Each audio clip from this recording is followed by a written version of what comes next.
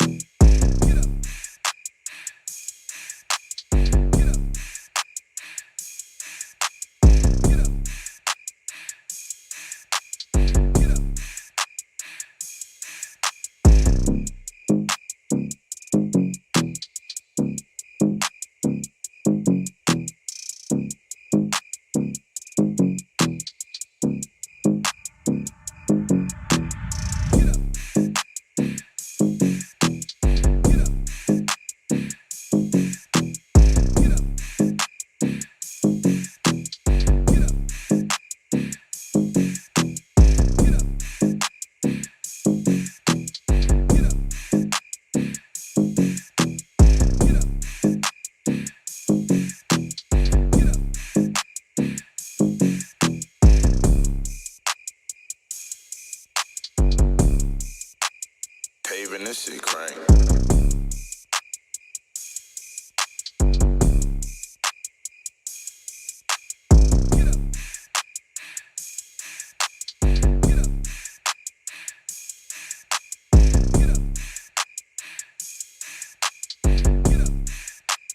Paving this shit crank.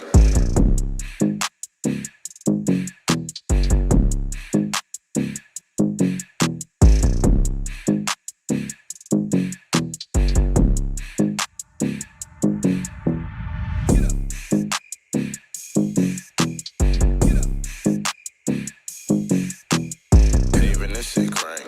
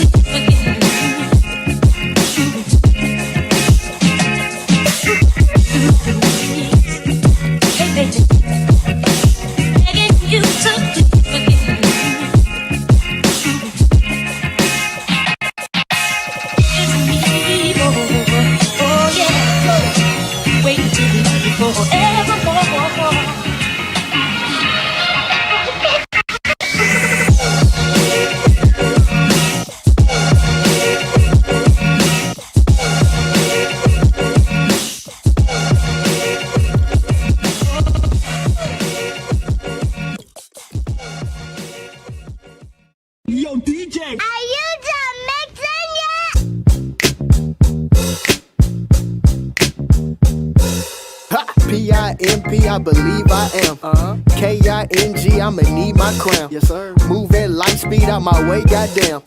Get out the way, you gotta get out the way, homie. P-I-M-P, I believe I am. Oh, yeah? K-I-N-G, I'ma need my crown. You know. Move at light speed out my way, goddamn. Swerve. Get out the way, you gotta get out the way, homie. Swagadelic, the Virgo, not Trey Galactica. Higher than the pilot, Columbia crash massacres. Your time is up, use a ladder to mark your calendars. Avalanches of branches, broken glass hazardous. That's what happened, who happened to try to challenge us. Treat the challenges like a 42 car pile up, all of them challenges. Now they asses reduced to ashes, they always so arrogant. To all pull they bitches like leashes, they all at the Sheridan. Ain't no feelings involved, we sharing them. Record the orgy, then forward to all we sharing it. This bad blood you inherited like geneticists. So embarrassing, ain't no barrel cave for this barrel, bitch. P-I-M-P, I believe I am. K-I-N-G, I'ma need my crown. Give me that. Move at light speed at my way, goddamn. Move. Get out the way, you gotta get out the way, homie. P-I-M-P, I believe I am. K-I-N-G, I'ma need my crown. Give me that. Move at light speed at my way, goddamn. Move. Get out the way, you gotta get out the way, homie. P-I. What is going on? What is going on, everybody? It's your boy back again. You know what I'm saying? Tell me why you mad Mondays. You know what it is. Tell me why you mad. All right. Appreciate everybody for tuning in. Listen, don't be scared to call in and tell me why you mad. It don't got to be about sports. It can be about your life. It can be about your kids. It can be about your wife. It can be about your mom. It can be about your dad. It don't matter. It is what it is. All right. Tell me why you mad. All right. So first, before I go, I once again want to give a shout out to everybody in Mississippi who showed me love this weekend. Appreciate you guys. I had a great time in Jackson. I hope to be back soon. Not coming back for the Swac championship like I thought, but I will be back soon. All right.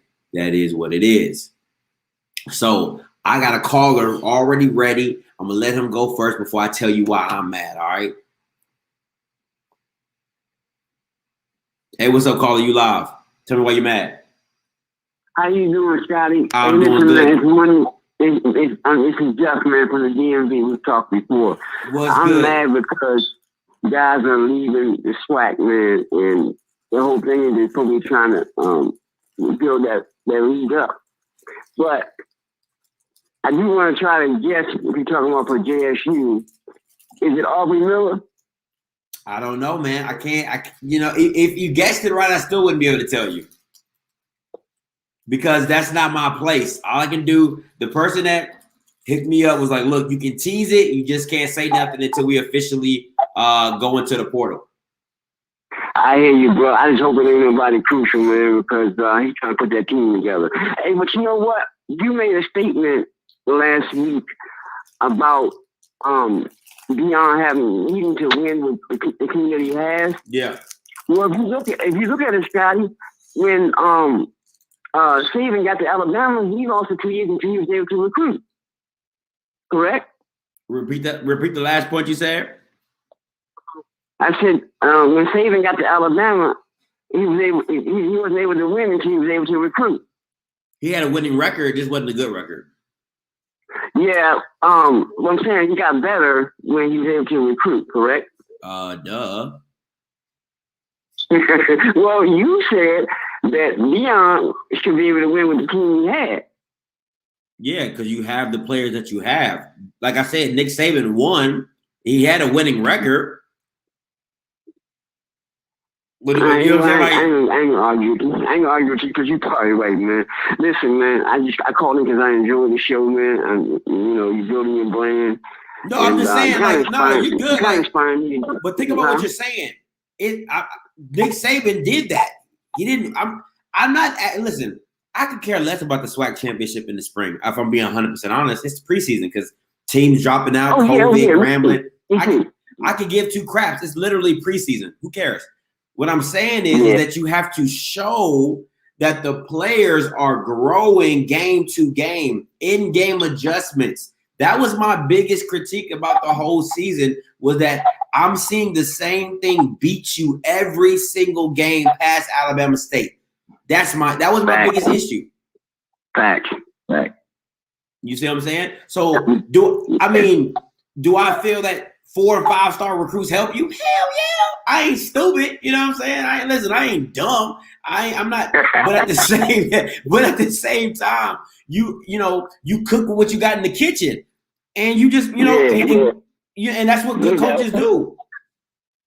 They show you some love in Jackson, man, for real. Oh man, listen, I had a ball, man. I ain't gonna lie to you. I had some man, Jackson had some great Southern hospitality for real. Now, like I said earlier, when I was at Faces and Names and Faces, because I did my show at the lounge, Flowwood, I would live in Flowwood. Flowwood, listen, anybody who stay out in Flowwood, invite me.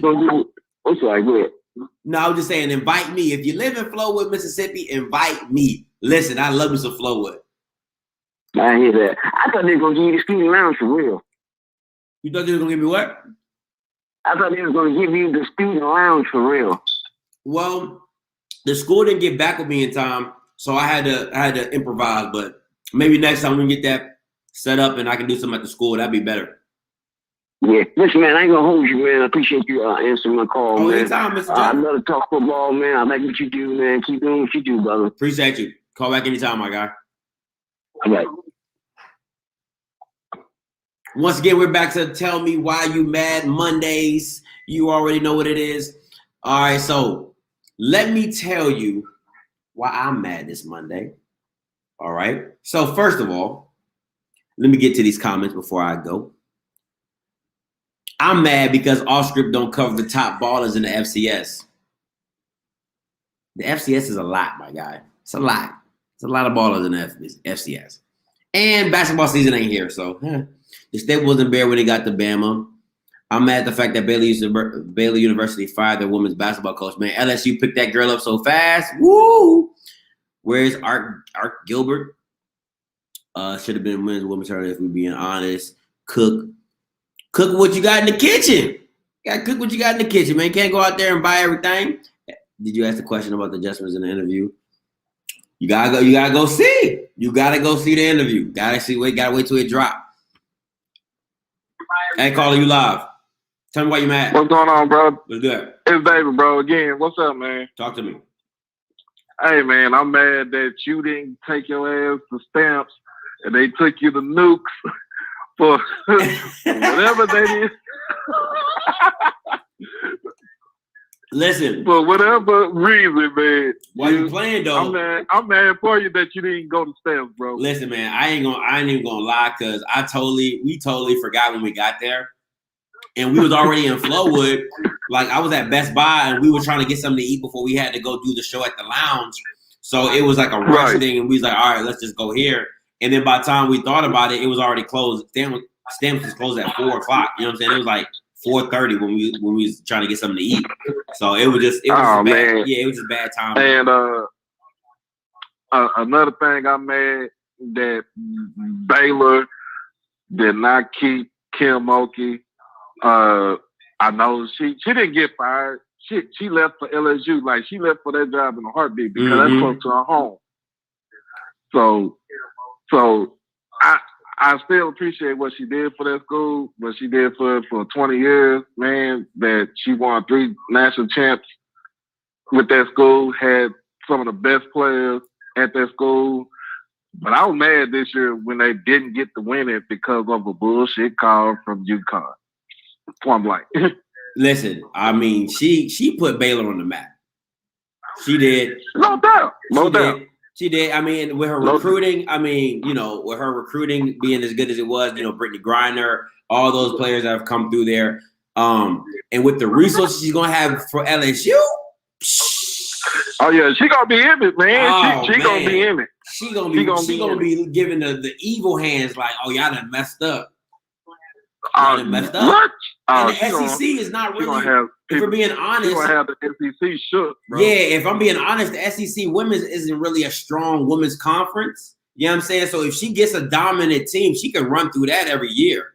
You see what I'm saying? So it's going. I don't know, because South Carolina is still a major player in that conference for women's basketball, and also Tennessee. So you can't forget those 2 schools right there. Listen, I'm not taking nothing away from Miss Staley. She's a legend in herself. You know what I'm saying? because she didn't dang near turn a PWI into a HBCU over there. Like all them girls black, you know what I'm saying? She recruiting the blackest of the blackest girls. But pretty much. But what I'm saying is that she doesn't have a lot to compete with. Like when you're in the Big 12, you know what I'm saying? Like there's a lot of basketball schools in the Big 12. You know what I'm saying? Yeah. You're right. You know what I'm saying? Right. So she's really only have to compete with Miss Staley. You know what I'm saying? Like that's really your competition. In Tennessee is like up and down every other year. You know what I'm saying? So you're really just focusing on Miss Staley and what she got going over there and the powerhouse she building. And if you can get somewhere close to what an old Tennessee was, you know what I'm saying, or just somewhere competitive, you can make a run. You can make a run. Pretty much. Yeah. Pretty much. That's what she should be looking at. But like I said, man, hey, you doing a good job on the show. Hey, if you come to Dallas, bro, you come for the State Fair class between Grambling and Prairie View. Go to the State Fair, bro. Get you a turkey leg. Listen, you must not know. Listen, my family in Dallas. I just moved from Dallas. Like I was in Dallas for like 6 years. Like I know State Fair. Yeah, I was staying up in Carrollton, McKinney. Oh shoot! All that. Oh shoot! Oh shit! Yeah. I didn't even know that. Yeah, I see your 903. That's East Texas, boy. I know. I got family in Paris, Texas. Like man, I got family all over Dallas. Hey man. But like I said, bro, keep up the good work, man. And I'm trying to get my podcast started up. Probably gonna be this week. That's what's up, man. Try to check it out. No problem, man. I definitely will. All right, you have a good one, bro. You too, man. Peace out. Oh man. Once again, we don't want to tell me why you mad Mondays. Don't be scared to call in and tell me why you mad. Am I going to be at the man, I should be at the press conference, man. You know what? Listen, I should be at the press conference. I should. They should get me there. I'll be asking them hard questions, boy, I'm telling you. I remember 10 years ago going back, A&T was a doormat. Then I got a good job. The Swac A&T minions like A&T don't beat up on everyone. They really do beat up on everybody. All right, so let me get to why I'm mad. All right, first thing first. Who am I mad at? I'm mad at the NFL on how they disrespected my man Justin Fields. Like, put some respect on my man's name. Can we put some respect on my man's name, please? Because he is a baller. Straight stud, gets the job done, was doing it at Ohio State, lost to Clemson, came back, beat Clemson, you know what I'm saying? Like, played, just dropping dimes on him, played through messed up ribs. Like, put some respect on my man Justin Fields. Like, they got Mac Jones in front of him. Okay, they got Trevor Lawrence in front of him. They thinking about putting the Zach Wilson kid in front of him. You cannot tell me Trey Lance in front of him. No. Like, come on, man. They can't do my man like that. He is better than that. So I'm mad at the NFL and all the scouts, the GMs, the head coaches, disrespecting my man Justin Fields. He's going to do big things in the NFL. Don't come for him. They always do that to the black quarterback. Always do that to the black quarterback. Why? Why do they feel the need to downgrade the black quarterback after my man got the wins, the stats, all that? It's crazy. It's crazy. That's one, right? Number two, this Bama Denzel Valentine. Who is this cat?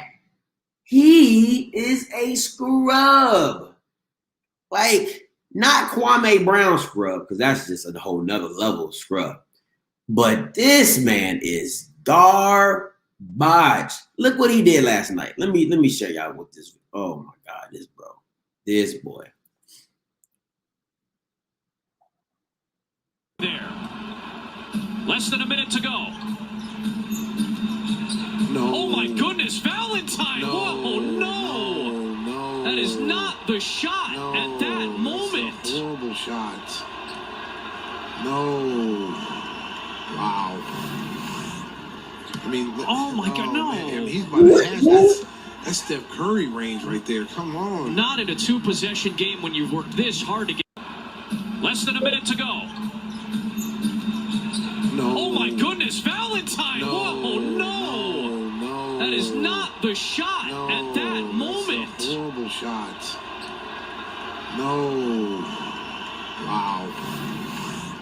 I mean, oh my God, no! Man, he's by the hash. That's Steph Curry range right there. Come on. Not in a two possession.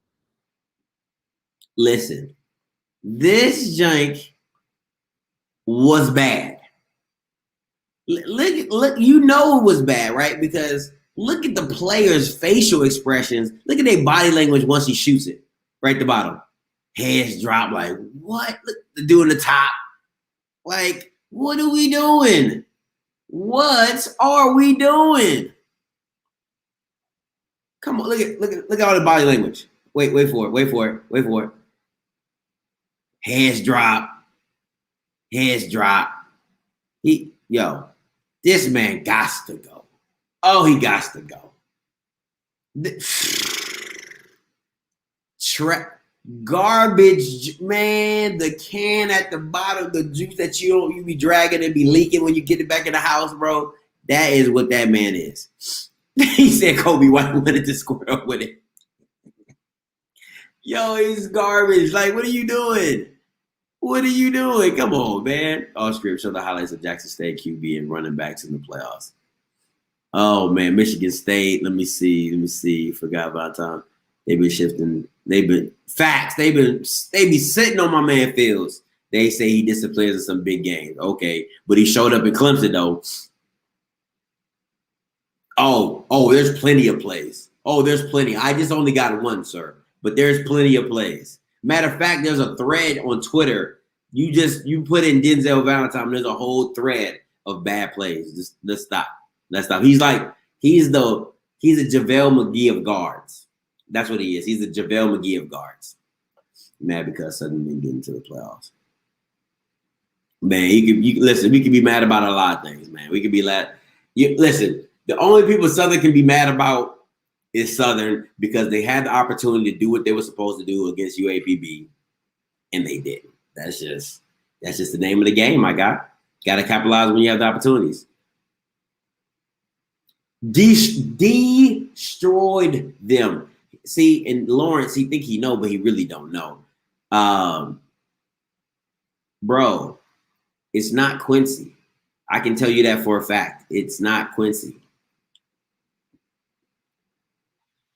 What's up, my guy? Tell me why you're mad. Scotty. What's you good? Can hear me? Yep. Hey, man, this is A&T Roy, man.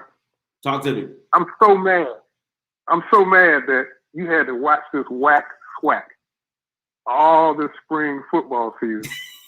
And you haven't gotten to the best HBCU football team in the land. Oh, you must be a Brave. You're about to go. Say again? You must be a Brave. A Brave? No. North Carolina A&T, the Aggies, man. The Aggies. Oh, the Aggies. Oh, okay. Yeah. Ain't nobody about to watch no Big South Swac. football. The Swac is whack.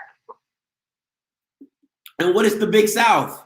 Big flop. Nobody gonna watch Big South football. Like, what? Nobody wants to watch that.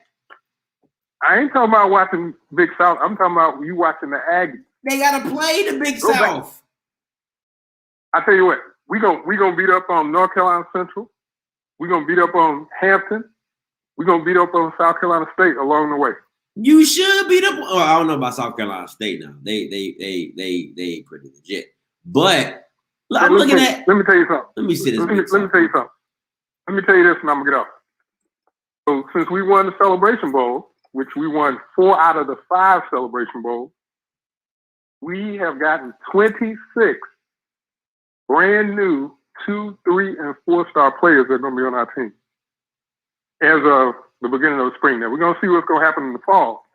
But what's happening in Jackson, Mississippi, ain't got nothing on what we got, baby. There's nothing on what we got. Hold on. Before I let you go, because I want people to know how trash this conference is that you in. Let me see. Football. You have Liberty, Coastal Carolina, which isn't bad. No. That's not the Big South. The Big South is that's the Southern Conference, I think. But guess what? The Big South has 2 teams that make the playoffs every year. And what that would be what?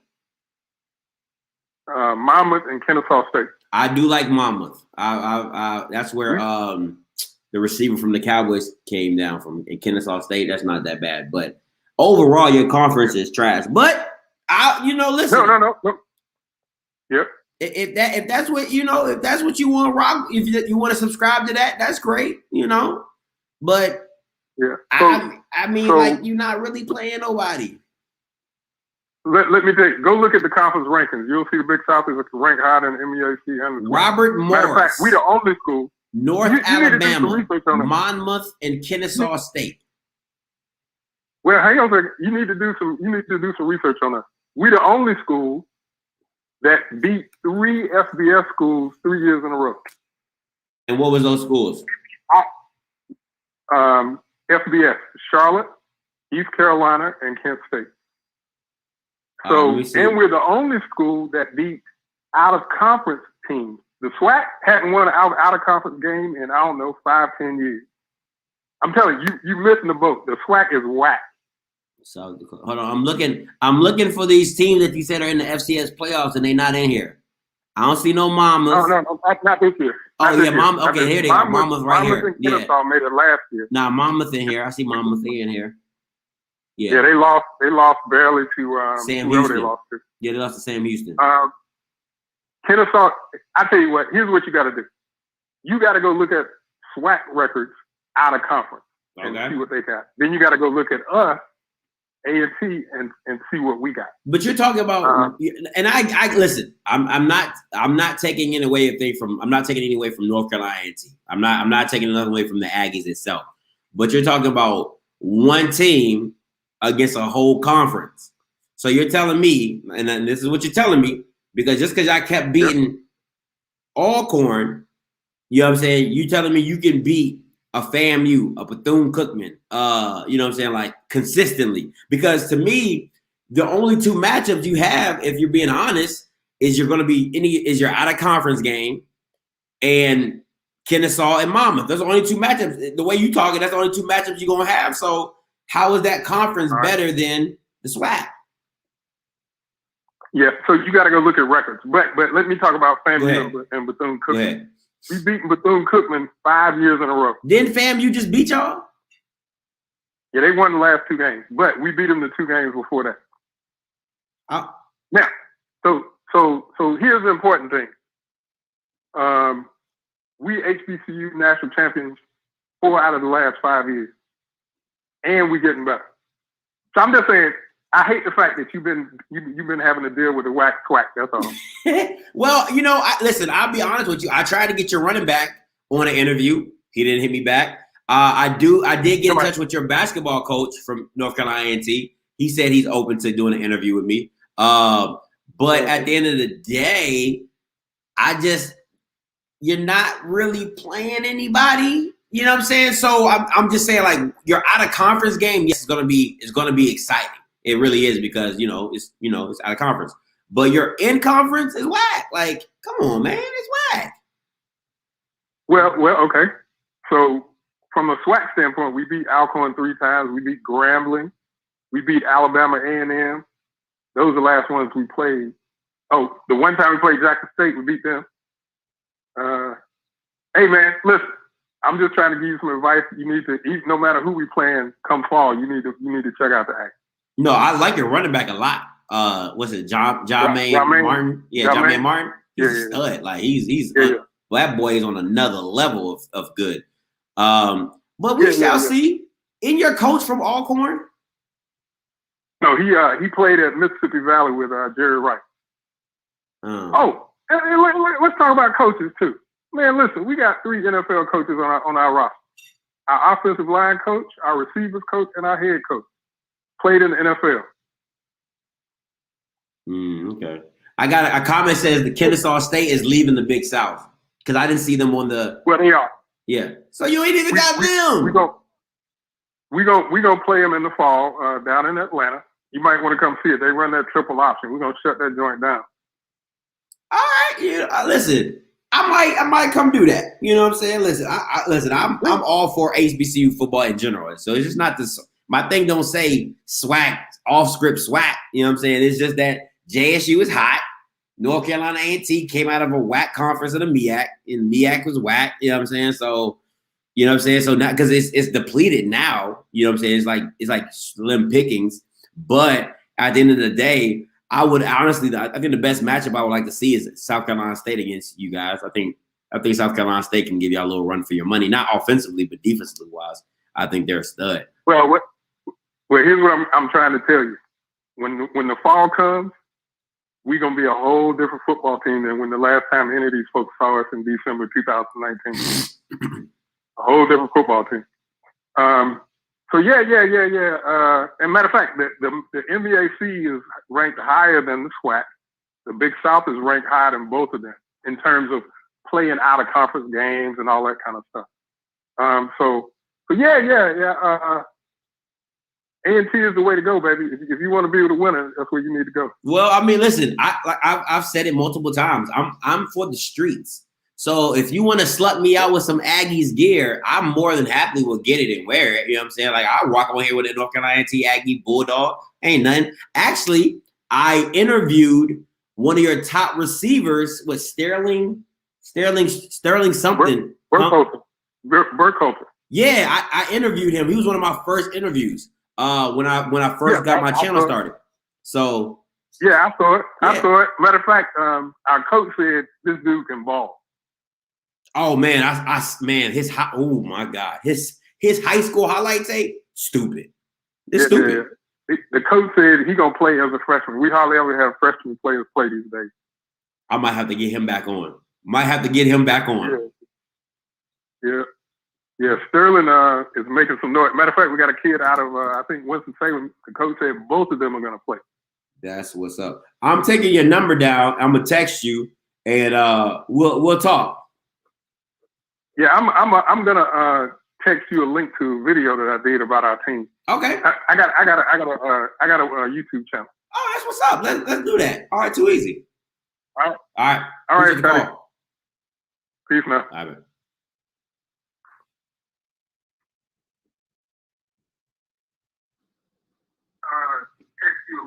Hey, turn your background down, Coach Green. All right, man. What I do with my remote? Hold up, give me the. Oh shoot!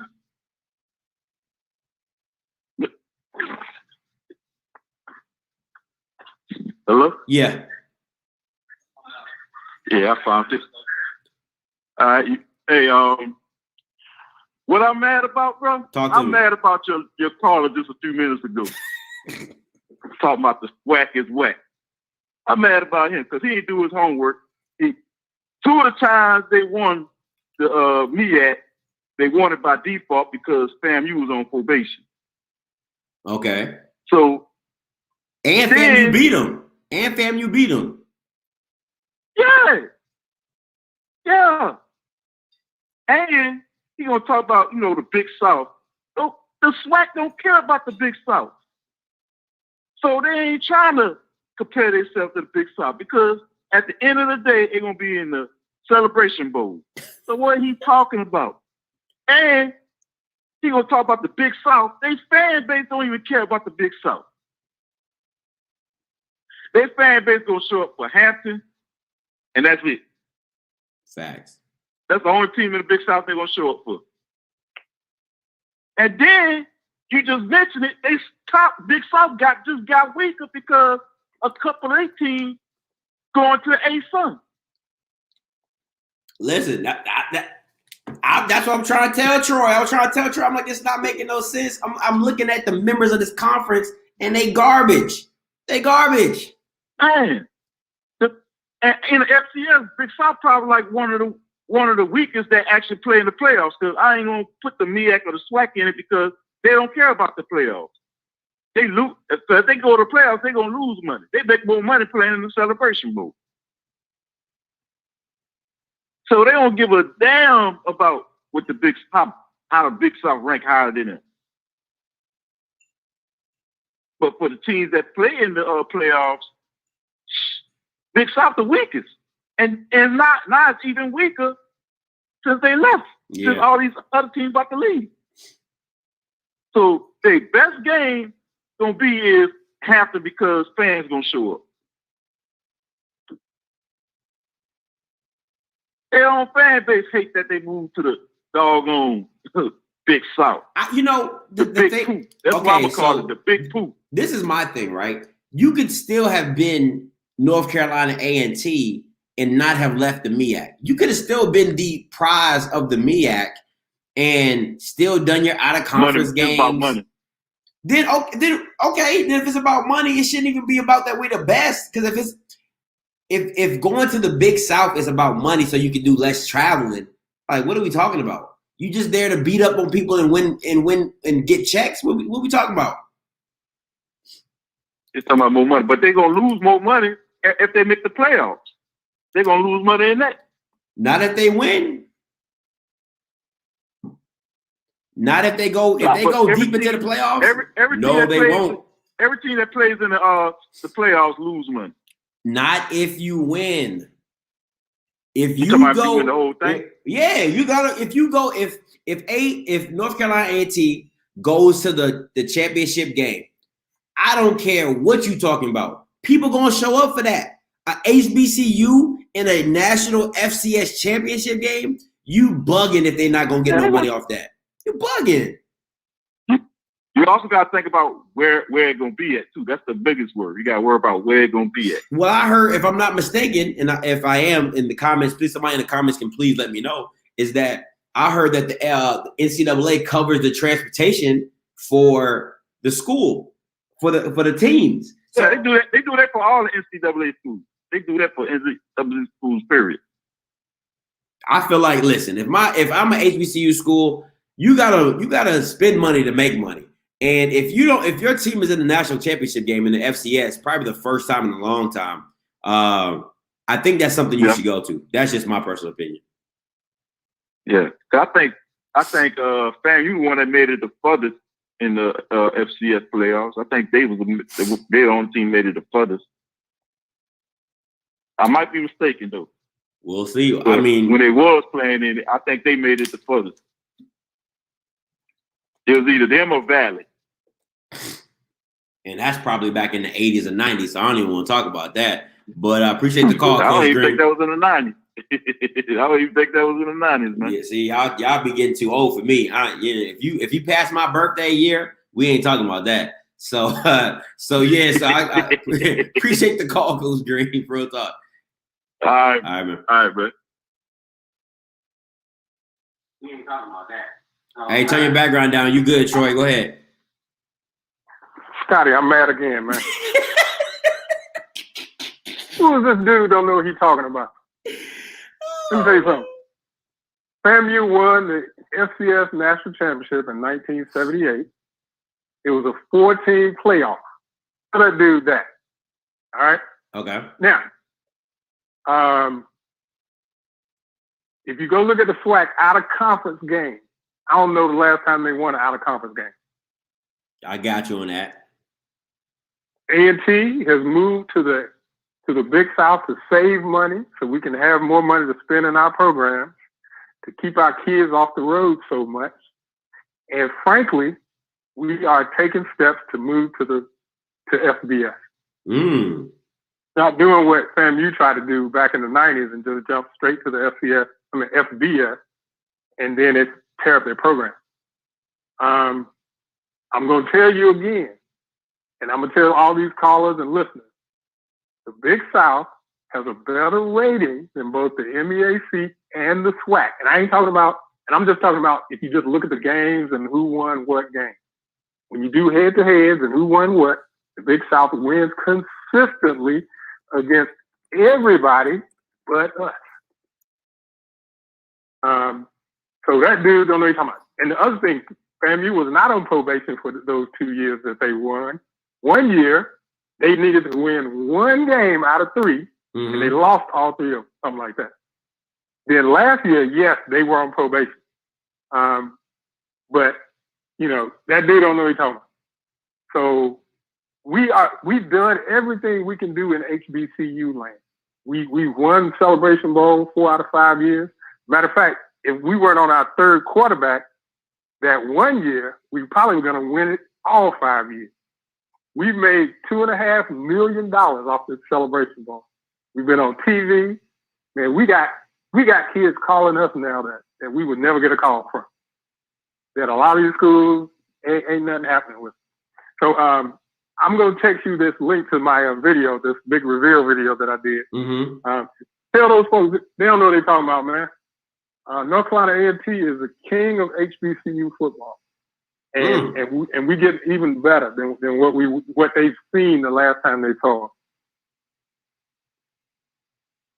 Hey man, don't fall for the okie doke, man. Don't let them pull the wool over my eyes. I feel you. Say that again. I said, don't let them pull the wool over my eyes. I feel you. Man, they trying to do it, man. They think the Swac think they the best thing going, man. It ain't nothing close to it. Nothing close to it. All right, appreciate the call, Troy. Hey, but I love him though. Don't get me wrong. I love him. I feel you. But wait, don't ever come back. Hey, yo, tell Jay White we want to schedule Jackson State, FAMU, Alabama State, Alabama A&M. We want all of them. How you want all of them? But you just listen. Now you just speaking foolishness because you just said y'all moved to the Big South to save money. Now you want to travel to Mississippi? Come on, man. Oh no. Okay. So you missed my point. I'm talking about a classic football game. So what we like to do is play Jackson State in Indianapolis in the Circle City Classic.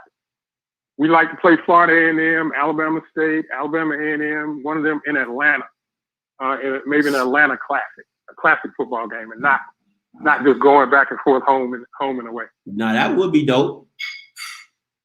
Oh yeah, man. The greatest football game you probably would have ever seen would have been A&T and Southern in Indianapolis in the Circle City Classic in 1993 when we were both undefeated, 1 and 2 in the country. Man, that thing went down to the very end of the game, and we won on an end of the game reception by one of our receivers that toe tapped in the end zone. Got you. All right. I like that idea though. I really do like that Atlanta bowl game. That would be dope. Or Atlanta Classic. That would be fire. Yeah. Let me tell you why I want these folks. We beat Southern in Indianapolis in Circuit City Classic in '93. We played them again in 2003 in Las Vegas. They won, so we haven't played since then. We were really hoping that they would win the Swac so we could get them again, but they didn't do it. We want Jackson State because we want to beat the brakes off of Deion and his boys and shut his mouth up. We want Alabama State because they beat us in the Heritage Bowl back before you were born in like 1999 or something like that. And we want to get our boy Connell Maynor from Alabama A&M and beat the brakes off of him for all that junk he talked back when he was at Winston-Salem State. Got you. All right. Well, listen, I got some callers that going to try to get back at you, so I got to let them go. And if you want to call back in later, because the phone lines, you got the phone lines buzzing with this North Carolina AT&T talk. So, hey man, listen. They just mad because they know we're the best. That's all. That's all this is. They know. Oh my gosh, A&T on here. We were doing good all spring without. All right, go ahead, man. All right, boy. Appreciate it. Hey, caller, you live. Turn your background down. Tell me why you mad. Joe, this is Double T. What's up? What's up with you? Talk to me. Yeah, numbers don't lie. People lie. So, first of all, I love HBCUs. I want all of them to do better. So don't be getting us no hate or nothing like that. But numbers don't lie. Swac numbers out of conference is garbage. Okay? So even if y'all say Big South, not all that, I played one Big South school, Kennesaw, and they stomped the crap out of Swac school. I was Alabama State. They stomped the crap out of them. Beat the brakes off them boys. So how even if they're not that good, they better than the Swac. And then I want to say the Big South not that good. If you go to the FCS conferences, the top FCS conference only got 4 playoff teams. And the rest of them got like 2 or 3. The CAA got Delaware and James Madison and Richmond. That's their top 3. Rhode Island sometimes. So you got 4. Big South, Kennesaw, Monmouth, and North Carolina A&T. That's 3. What's that? Ohio Valley Conference. They only got 3 teams in them. The rest of them trash. So how's the Big South any trash if they first of all they stomped in the Swac and then they got 2-3 teams that's going to the playoffs? I mean, okay, so it's like this. If you win your conference, I'm assuming you go to the playoffs. Is that correct? With the Big South? Yeah, or any conference in the FCS that's playoff eligible. That's playoff eligible. Yeah. So it's an at-large bid if you win your conference, correct? No, they 2 different. The at-large bid is the one that's under that. Automatic bid is the one that you win the conference. At-large is you under. Okay, yeah. So you get so if you win your conference, you're automatic, and then at-large is based off your record. And strength. So your record is going to depend on your strength for schedule. Strength for schedule. You have a lot of wins for the teams. All right. So my thing is this: if you got 4 teams and 2 of them are trash, and you're beating up on other trash teams, other places, how are you not gonna get in the playoffs? You say it's 4 teams in your conference. If there's 4 to 5 teams, there's 4 to 5 teams in your conference, right? And 1 gets an automatic and the 2 gets the at-large. Everybody that's good is gonna beat up on the bad team, and then you're gonna schedule other bad games because you're gonna beat other bad teams in the FCS. So by the time you get ready for the playoffs, who you really done played?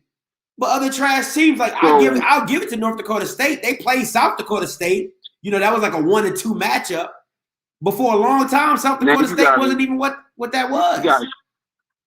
You got to put it all together now. Missouri, that's Missouri Valley Conference. Missouri Valley Conference only been strong for like 5 years because those Dakota teams, they were Division II. So they the top conference now.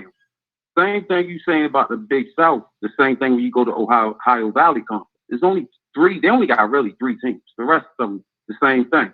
When you go to the MEAC, it's only all of them. When you go to MEAC every year, 60% of their teams got losing record. Gotcha. Swac, they don't beat anybody out of conference. So if you compare conference to conference, the top FCS conference outside of North Dakota, outside of Missouri Valley Conference, they probably only got 3 teams that's top. You go to what's that? CAA or whatever. So Delaware and James Madison, and they in the playoffs this year. So in the CAA, you got Delaware, James Madison, Richmond, and sometimes roll out. That's only 4 teams. The rest of them, what they doing? Stony Brook getting stomped. Elon, William Murray has been good in like 15 years. So you only got 4 teams. You go to Ohio Valley Conference. You only got 3 teams. So which conference you talking? Anything under that, the SWAC has none because they get stomped by everybody out of conference. And in MEAC, they got 1 or 2 maybe. So who else? Listen, I'm not a FCS connoisseur. I was just making my point that if you're going to a conference that is not, if we're comparing conference to so what teams do the SWAC usually play out of conference if they do ever play out of conference games? Do they ever play out of conference games? They started playing, and I give Wichita their props. Alabama State University. They've been the most that's been like, when you try to play out of conference, I don't care if you get beat. You trying to play somebody that's good out of conference, not no bum out of conference team, I give you your props. So by them playing Kennesaw State, that gives them a measuring stick. I don't care they got stomped. You trying to play somebody that's real ballers. Alabama State been trying to play Kennesaw State. They true ballers, cool. And somebody been, I think Alabama A&M been trying to play Sanford or whatever. That's it. Nobody else been trying to play nobody out of state. Out of conference.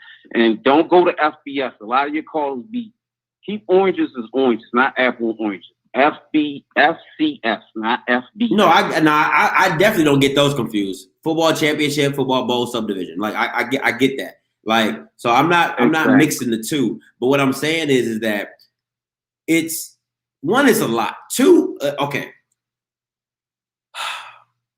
At the end of the day, if we're going to call a spade, right? The one thing I would give to North Carolina team is that there's no excuses when they go play out of conference games and they win or lose.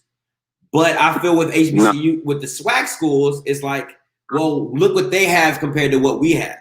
You know what I'm saying? So you get a lot of that.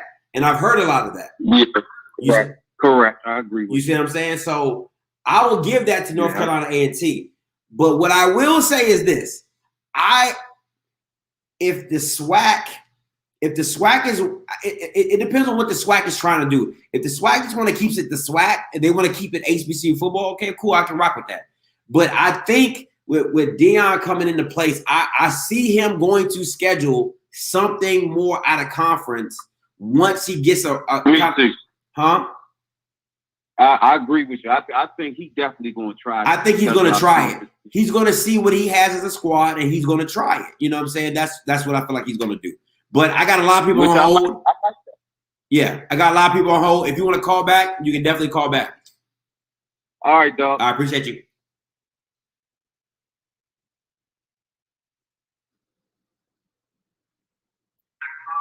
Hey, caller, you live. Talk to me. Okay, man, I appreciate you getting me on here. Let me school these Aggies in about man football. Can you hear me, man? Hey, turn your background down.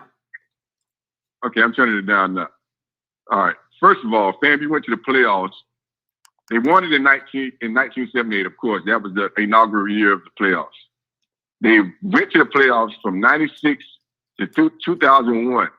In 1999, they went the furthest ever for any black college after, 78 in the semifinals. And they lost to Youngstown State. Youngstown stayed up there in the cold, freezing weather. They lost by a touchdown. And our quarterback threw an interception at the goal line, and we lost by like a touchdown at Youngstown State. Secondly, let me talk about A&T's move to the Big South. A&T moved to the Big South because they knew the MEAC was folding. They knew FAMU was already talking about leaving the MEAC. A&T ended up leaving the MEAC. Nobody was making no money in the MEAC because of the travel. Everybody having to travel all the way up north to those northern schools, and those northern schools never brought any attendance to your home games. Yeah. So all the northern schools in the conference didn't bring nothing to the table as far as football. So of course everybody in the South wanted to get out of the conference. So for pretty much everybody got out for travel reasons, to make money. They're still not going to make any money in the Big South because nobody's coming to a black college game with A&T playing home against one of those Big South schools. Nobody's coming to those games. Even their own kids are not coming to those games because it's not the same as coming to a black college game. So, they're still going to lose money because they're not going to get the attendance that they were getting even in the MEAC. Mm-hmm. So that's my 2 cents on the whole. And let me tell you this. North Carolina A&T not only lost to FAMU the last 2 years, they lost to Morgan State the last 2 years. So they lost 2 games out of the conference, not just one. So that's my 2 cents on the whole thing, man. So if anybody want to school it, they want to clap back, I'll call back in and you let me know if I'm right or wrong. I like that. But these Rattlers are coming. Hey, let them know these Rattlers are coming to the SWAC, baby. We love it over in the SWAC, and we're gonna make it happen. That's funny. And mark this as the game on your calendar to be at. Alabama A&M and Florida A&M in Huntsville, Alabama. That's gonna be the game to win the conference. Okay, all right. I'm gonna put that on. I'm gonna put that on notice. Appreciate you. No doubt. All right. No doubt.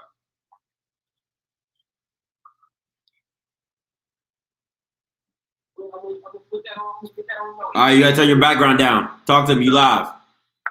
Oh, my bad, bro. My bad. This is David again. Oh my God, people talking about North Carolina A&T like they the best thing since sliced bread. Nobody didn't know anything about NC A&T until they created the Celebration Bowl. You didn't hear anything about North Carolina A&T until they get to the Celebration Bowl. Before that, man, they is non-existent to me. They're non-existent. I say it like this. if you talk about the MEAC, everybody know about FAMU. Everybody know about Bethune. Everybody know about South Carolina State. Everybody know about Hampton because that's in the conference. Mm-hmm. Nobody cared about North Carolina A&T until they created a Celebration Bowl 6-7 years ago. About 5-6 years ago. I take that back. And then when they talk about who they play out of conference, the Swac been playing schools out of conference because it's most of the time we play SEC schools because that's what we're around. Yeah. You know? So we play SEC schools. That's a money grab game for us. So we're trying to get that money. Back then, we play those schools, we get money to build up our resources. But now, within the last probably about 6, 7, I'll say about 10 years, the Swac, some of these teams in the Swac had gotten better, had gotten good enough to actually try to beat these FBS schools. Now, I can remember when Prairie View, and don't get me wrong, Prairie View was the doormat of the Swac for almost a whole decade. But when they won, don't get me wrong, but when they won Swac in 2009, the only loss they had on their record was against New Mexico State, and they lost to them by 2 points. That school, that game was 21-19. They played them in New Mexico, and the defense gave up a field goal at the last minute. Gotcha. But other than that, we play out of state. We play out of conference games. You know what I'm saying? Most of the out of conference games are considered for us classics. But everybody riding North Carolina A&T does like they run black college football. You know, they'll understand when they get into the Big South that it's not the MEAC. It's not the MEAC. It's not where you can just go bully up on somebody. You're going to be playing actual teams that basically play to get into the playoffs, not to play to get into the Celebration Bowl. They're going to be playing teams that's going to try to get into the playoffs. But the way you're talking, hold on. I was rocking with you until you said what you just said. So you're pretty much saying that the Swac is not playing meaningful games. That's literally what you just said. No, back then we no, I'm not gonna say we're not playing meaningful games. Now, don't get me wrong. The Swac have not been to the playoffs since 1999. And that was the decision on the conference, the commissioner, because he felt like there was that we get unfair treatment when we do go play in the playoff games. Just like the other caller said, like going to Youngstown State in the middle of November and it's cold as fuck out there. Teams from the South do not fare well in cold weather games. Oh man, nobody want to hear that. It's football. Just because you just so if you recruit Florida boys, come on now, Scotty. It's football. Come on, man, that's football, bro. Like, I can't even give you that. I can't give you that. Let me give you an analogy though. Okay, let's say NFL, right? Green Bay play Tampa Bay in Green Bay, right? I'm not saying this past season. I'm talking about back then. Tampa Bay could not beat Green Bay in cold weather games. That's not true. They couldn't. That's not true. Michael Vick went up. Nope. Stop it. Now I'm about to shut this all down. Michael Vick went up to Green Bay. He played in the Atlanta Dome, went up to Green Bay and beat Brett Favre in Lambeau. What are you talking about? One time. It doesn't matter. It's football. You're going to have to deal with the elements. What are you talking about? Like, that's football. It's played in the winter. What are you talking? You deal with the elements. Just because you recruit a whole bunch of Florida boys and they not used to the cold, that's on you. They need to suck it up and move on. Hey, but like I said, that's not my call on why they took them out the playoffs. Because that's, like I said, they did that when I was in school. But the competition now in the last maybe 3 or 4 years for the Swac has gotten better. Don't get me wrong. It has gotten compared better. to who though? That's what I'm saying. Like, right. If I go back to what TTOO was saying in the comments, to who? Who are you comparing them getting better to? If you're just talking about they're better than the next SWAC team, whoop-de-doo. You know what I'm saying? Who are you? They're not playing anybody out of conference to test their skill, to test what they really about, like North Carolina A&T is. They're taking that challenge and that mantle and they beating Bamas. So what are we talking about? Well, I put it like this. We shall see. I know what's called got an out-of-conference game. Jack State have an out-of-conference game against Louisiana Monroe. Pretty much that. I mean, that's about the only biggest out-of-conference game we got right now as far as our school goes. I don't care about anybody else's school. They could go sucking out rotten egg. But I'm just saying, this is what I'm saying. Everybody's treating North Carolina A&T like they are the king of black college football. But are they not though?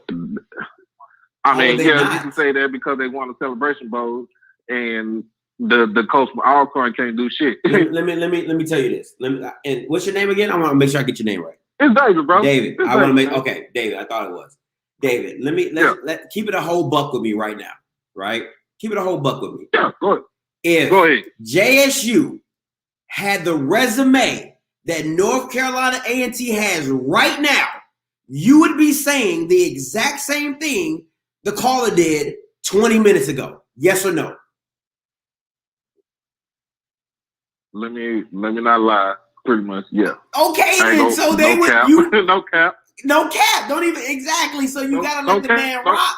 No cap. I'll be doing the same thing. You be beating your chest, talking about all the out of conference teams you done beat, talking about all the championship bowls you done won. Come on, man. Like he's making points, he's making stats because not only is he beating teams in his conference, they're going out of conference. They're making sure they're scheduling conference games out of conference to make sure they got it on the out of conference too. So listen.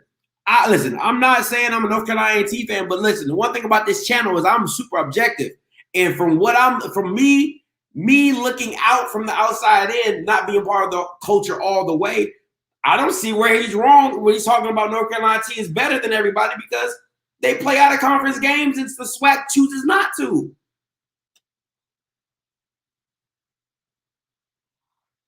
Well, like I said, I'm gonna say it like this. We'll see how they do as far as going into the Big South, though. I mean, they can only control what they can. They can only control what they control. We can only control what we can control. That's facts. And what y'all controlling is not playing out of conference games. I appreciate the call, my guy.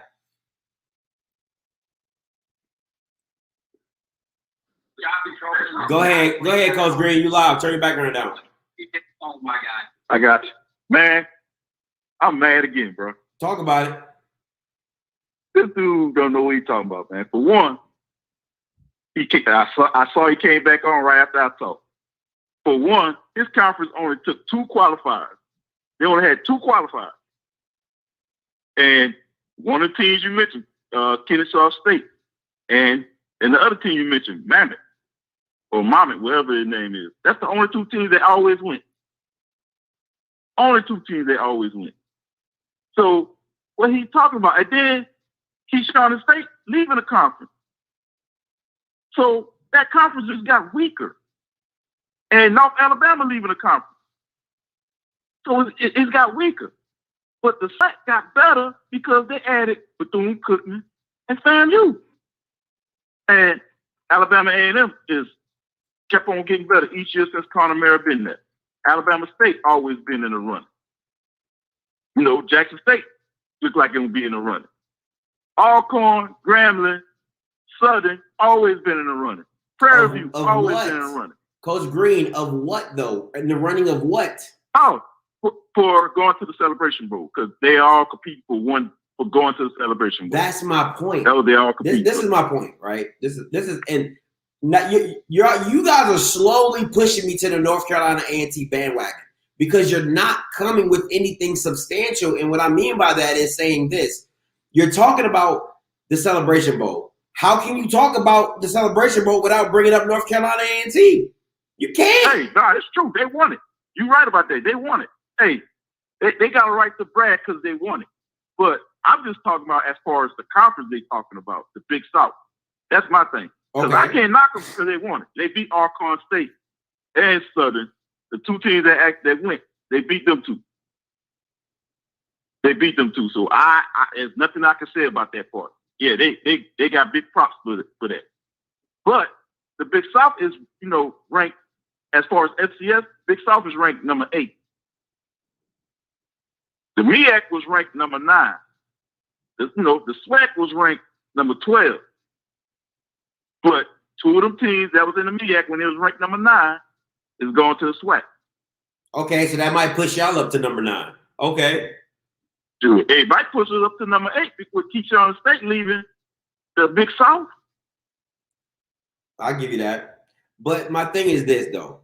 And this is why I'm slowly going to the North Carolina A&T, the Mr. Troy side, is because you guys aren't even taking the challenge. You're not even, as they say, you're not even picking up the mantle to go try to play an out-of-conference team. You're not even trying. Oh, that's a lie right there. Okay. They do play out-of-conference.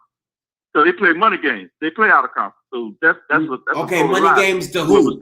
Money games against who? Because that's a difference. Because North Carolina A&T is playing money games against FCS schools and whooping them. Y'all going to FBS schools and getting your butt whooped. That's 2 different things. No. Let me see who Alcorn played Southern Miss. They lost. I don't know who else played. I don't know who Southern played out of conference, but they played somebody out of conference. All of them in the Swac played somebody out of conference. They beat East Carolina. East Carolina was a doormat. So of course, they beat the FBS, but East Carolina, they still a doormat in the conference they in. Okay. So this is what you sound. Ain't no big deal to me. This is what you sound like. You sound like you sound like the NFC East. Y'all just beat up on each other, and then when you play anybody outside your conference, y'all lose. That's what y'all sound like. Yeah. Hey. That's what y'all sound like. And I'm a Cowboys fan. I'm NFC South, man. New Orleans Saints all day. Listen, what y'all sound like. Watch your mouth. What you sound like is the NFC East. Y'all sound like that. And let's not act like the NFC South has been like this predominantly high conference, you know what I'm saying, until recently with the Tampa Bay Bucks and all that stuff. But what I'm saying is this. It's like you guys literally sound like the NFC East. All you do is beat up on each other, and as soon as you go outside your conference, you get smacked. And then you go right back to your conference and beat up on each other again. That's what y'all sound like right now. Hey, I'm put it like this. I can't really say that because I gotta go. I'm gonna do some research. I'm gonna go look at who everybody played last year. I'm gonna go look at that before I actually agree with you on that. I'm gonna go look at it to make sure. But all I'm saying is what he was saying about the Big South. That's what I'm discussing.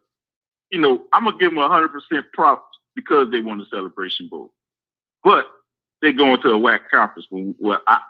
To me, they going to a WAC conference. They will talk about a WAC. So the Swac is WAC, Big South is WAC. All right, he's on the call, so he's about to get back on. So I'll see what y'all saying after you're done. All right. Go ahead, Mr. Troy. You on? All right, I'm good, right? Yeah, you live. Turn your background down. You good? Go ahead. Yeah, I turned it down. So let me straighten this dude out. So we got to do a little separation here. So FBS games, pretty much all of the schools, the SWAC and the MEAC, they play FBS or football bowl subdivision games. Facts. And they play them to make, they're money games for us. Now, I don't really count those unless, of course, you do what we have done, North Carolina A&T, and that is win 3 out of the last 5 that we played. So we went to Charlotte, beat them and got paid. $300,000. We went to Kent State, beat them in 4 overtimes and got paid. We went to East Carolina, beat them and got paid. Matter of fact, the next week, East Carolina beat University of North Carolina, Chapel Hill. So now, the other thing we got to consider here is FCS, which is the same level as the where the MEAC and the Swac play. When you consider when these schools schedule FCS out of conference games, the Swac hadn't won a game in I don't know how long, because they do schedule FCS out of conference games. The MEAC, on the other hand, has won. South Carolina State beat Wofford in 2019, and Wofford was ranked like number 4 or 5 or 6. I can't remember, something like that. Okay. But we, North Carolina A&T, have beaten out-of-conference FCS teams. We beat Charleston Southern twice. They're in the Big South. We beat Elon. They're in the CAA, I think. We went to Montgomery, Alabama, played Jacksonville State, who was ranked number 6 in the country at the time, had not lost a game in the OVC, the Ohio Valley Conference, for 5 years, I think, in a row. We went over there and beat them. Now, let me say this. I'm going to give a little bit more statistics here. Oh, let me apologize to Florida A&M. Yeah, we do want y'all again, and we want to meet you in Atlanta. So don't think that we're running from you. We want some more of whatever that is y'all got. And this time, we ain't going to take you for granted like we did these last 2 times. Okay. So here's some more statistics about North Carolina A&T. Okay. We're on the greatest run that has ever been done in HBCU football. So I'm going to start in 2014. And so some of these colleges, they didn't know much about us because, we won HBCU national championships every now and then. So we got 8, I think, now, and we won 4 of those 8 in the last 5 years. But in 1999, we beat Florida A&M in the regular season, went to the playoffs. Florida A&M won up to the semifinals and then lost to Youngstown State. But we beat Tennessee State, who was ranked number 1 that year, and then we lost to Youngstown State before they beat Florida A&M. So now, the greatest run ever in HBCU football, we're going to start from 2014. Since then, we're the only school that's been in the top 25 consecutively for all of those years, from 2014 to 2019 and 20. We're the only school that beat 3 FBS programs in that kind of time frame. Wow. We're the only school that has not lost an out-of-conference football game except the 2016 playoffs when we went as an at-large because we lost North Carolina Central and they went to the Celebration Bowl and lost to Grambling. And I'm going to say the reason we lost not just to Central, but in the playoffs was we were playing with our third-string quarterback. He just was not performing. Matter of fact, the last 2 quarterbacks that we had, Khalil Carter, who had that great game in the Celebration Bowl, was hurt, and Lamar Reynard was hurt. He went undefeated and won 2 Celebration Bowls. So here's the issue with the Swac. They play FBS games, the money games, just like everybody else. The issue is they don't win their out-of-conference games, and they do play them. But North Carolina A&T, we won all of our out-of-conference games except 1 in the playoffs since 2014. So we're on the greatest run ever in HBCU football. Nobody can match it. And they'll throw up some numbers around. We got 16 national championships. No, I'm talking about a run, a certain set of years. Can you beat what we accomplished during those times? And so some of these colleges, yeah, they're right. A&T, I ain't really know about them, man. And that's true. Matter of fact, I'll tell you, Scotty, I'll be straight here. We went 0-27 at a point before we started doing what we're doing now.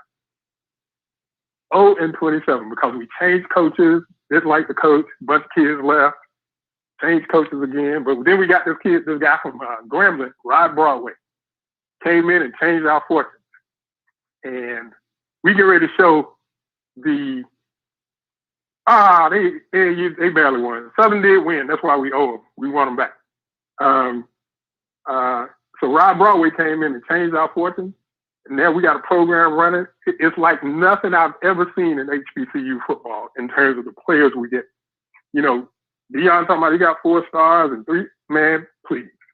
We turning kids down these days. We got almost, we really are getting kids as if we are a mid-major FBS program. Some of those schools don't have the kind of players that we're getting.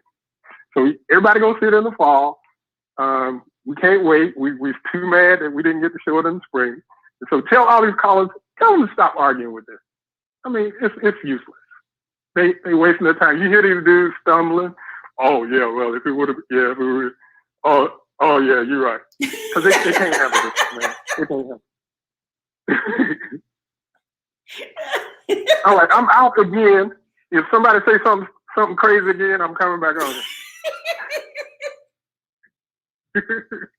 All right, deuces. All right, Mr. Troy, you keep rocking your school, my guy. You keep rocking. Wait. I want to. This is like Dion goes by Coach Prime. If you would call me A&T Roy. A&T Roy, I got you. A&T Roy. A&T Roy. A&T Roy, I got you. Yeah, I just text you my my video. You'll see it after the call, I guess. All right, too easy. All right, peace. Ooh, this is getting good. Now, listen. Before I get to this caller on hold, this is the foolishness I gotta. This is the foolishness I gotta get to. It's stuff like this, right? Hold on.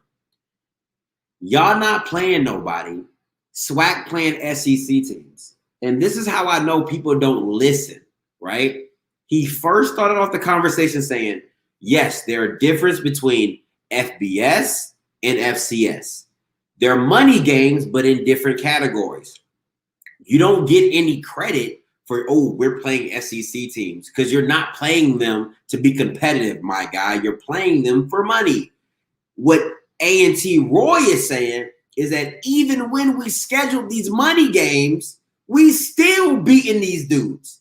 So what he's also saying is that if you would schedule the same teams, you wouldn't do as well. You still would lose. That is where he is going with all this. So you guys need to listen and stop wanting to just respond to stuff, because at the end of the day, you're not. What are we talking about? And stop wanting to just respond. Go ahead, Carly, you live. I'm just double T. What's up, Oscar? What's up? Hey, this is a quick thing. We shouldn't be doing this. We battling HBCUs against HBCUs. Then when a PWI come be like, oh, all HBCUs are garbage, then we gonna be like, oh, we got one. We want all of them. So y'all shouldn't be. Swac shouldn't be. They shouldn't have got pitted like that. That first caller, he was talking some nonsense or whatever about Swac. It doesn't even matter. And stuff. Instead of being just NCA&T representing like, okay, we got one HBCU and they all beating some PWIs. No, we need to have like 8 of them at least. You know what I'm saying? It need to be like, oh yeah, we can go down here Jackson State, they beating y'all too. Mm-hmm. Or A&T, they beating y'all too. Or, we got a Kill Glass come out here in the NFL. You know what I'm saying? So Jacksonville State or, some of these Austin P, they can't come and talk trash about HBCUs instead of everybody concerning, oh, NCA&T ain't that good or SWAC ain't that good. Piss on all of that. We only got, right now, we on the phone bragging about one HBCU school, and that's it. We need more with numbers and stuff. So I'm hoping, whatever with NCA&T, I give them their props. They got their numbers. Always I talk about whoever on numbers and stuff. I'm hoping the SWAC. That's why I'm watching the SWAC like that. I'm hoping Dion start putting Jackson State up against some people. Even that Tennessee State is not in the SWAC. They still an HBCU. I hope they start. They in Jacksonville Conference, the OVC. I hope they start beating Jacksonville. So y'all gotta stop pitting each other against each other. Look, we got NCA&T, Hampton, and Tennessee State. They can go to the playoffs. They play some out of conference schools. Y'all shouldn't be saying that, oh, they're going to learn. What kind of mess is that to say? Y'all should be like, okay, they're going to win, and then we're going to get Jackson State. We're going to get Alabama A&M. We're going to get Alabama State. They're going to start beating these PWIs too. That's what we should be saying. That's it, though. Got you. Appreciate your call. Listen. Listen. Nobody cares about the past. Have you not learned from anything? Oh my God. Stop living in the past. HBCUs are not what they used to be. We understand that. We understand that. So it's no point to keep bringing up this, oh my God, at one point they were the most, oh, Walter Payton. Oh, get it. We get that most of the NFL greats have come from HBCUs. But at the end of the day, the Swac has a hard time going out of conference. It's just that simple. You go play at Auburn, okay, I can rock with you if you lose to Auburn by a field goal. I can rock with you if you lose to Auburn by a touchdown. You're losing 45-3, 45-7. Why would you're doing that strictly for money, then you come back and then you complain about how, oh, we don't get this and we don't do that, and oh, we're taking this class and this. Listen, all you're doing is beating up people in your own neighborhood. That's all y'all doing. But there's no competition to see where you stand at. You're not going outside of your community to see how good you really are. All you're doing is beating the level of competition of where you're at. And y'all just passing the mantle. Oh, this year you're the best in the SWAC. Oh, this year you're the best in the SWAC. But who are you comparing it to? Who are you comparing it to? That's like the SEC beating up on the SEC, but they never go play the Big Ten. They never go play against the Pac-12. They never go play against the ACC best. And you're like, well, how good are they? All they do is beat up on themselves. Like, come on, man. Like, that don't make no sense. Hey, Carly, you live. Hey, what's going on, man? What's good? Talk to me. Man, you was in Jacktown. You was in Jacktown this weekend, wasn't you? Yeah, man. Went down to Jackson, Mississippi. You know what I'm saying? Got a little. Yeah, I saw you up at. I saw you was at. Looked like you was at. Names and Faces. What? Yeah. yeah. Listen, what you think about this new HBCU League Pass? Have you heard about that? No. That sounds man. Cool. Todd Brown, man. He's starting the HBCU Pass League Pass, man.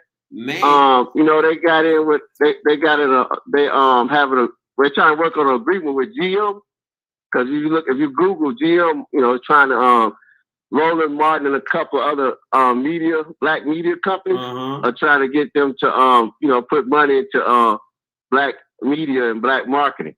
Oh, that's dope. Okay. Yeah, so that's what's going on. Ice Cube part of that thing too, man. Byron Allen. That's what's up.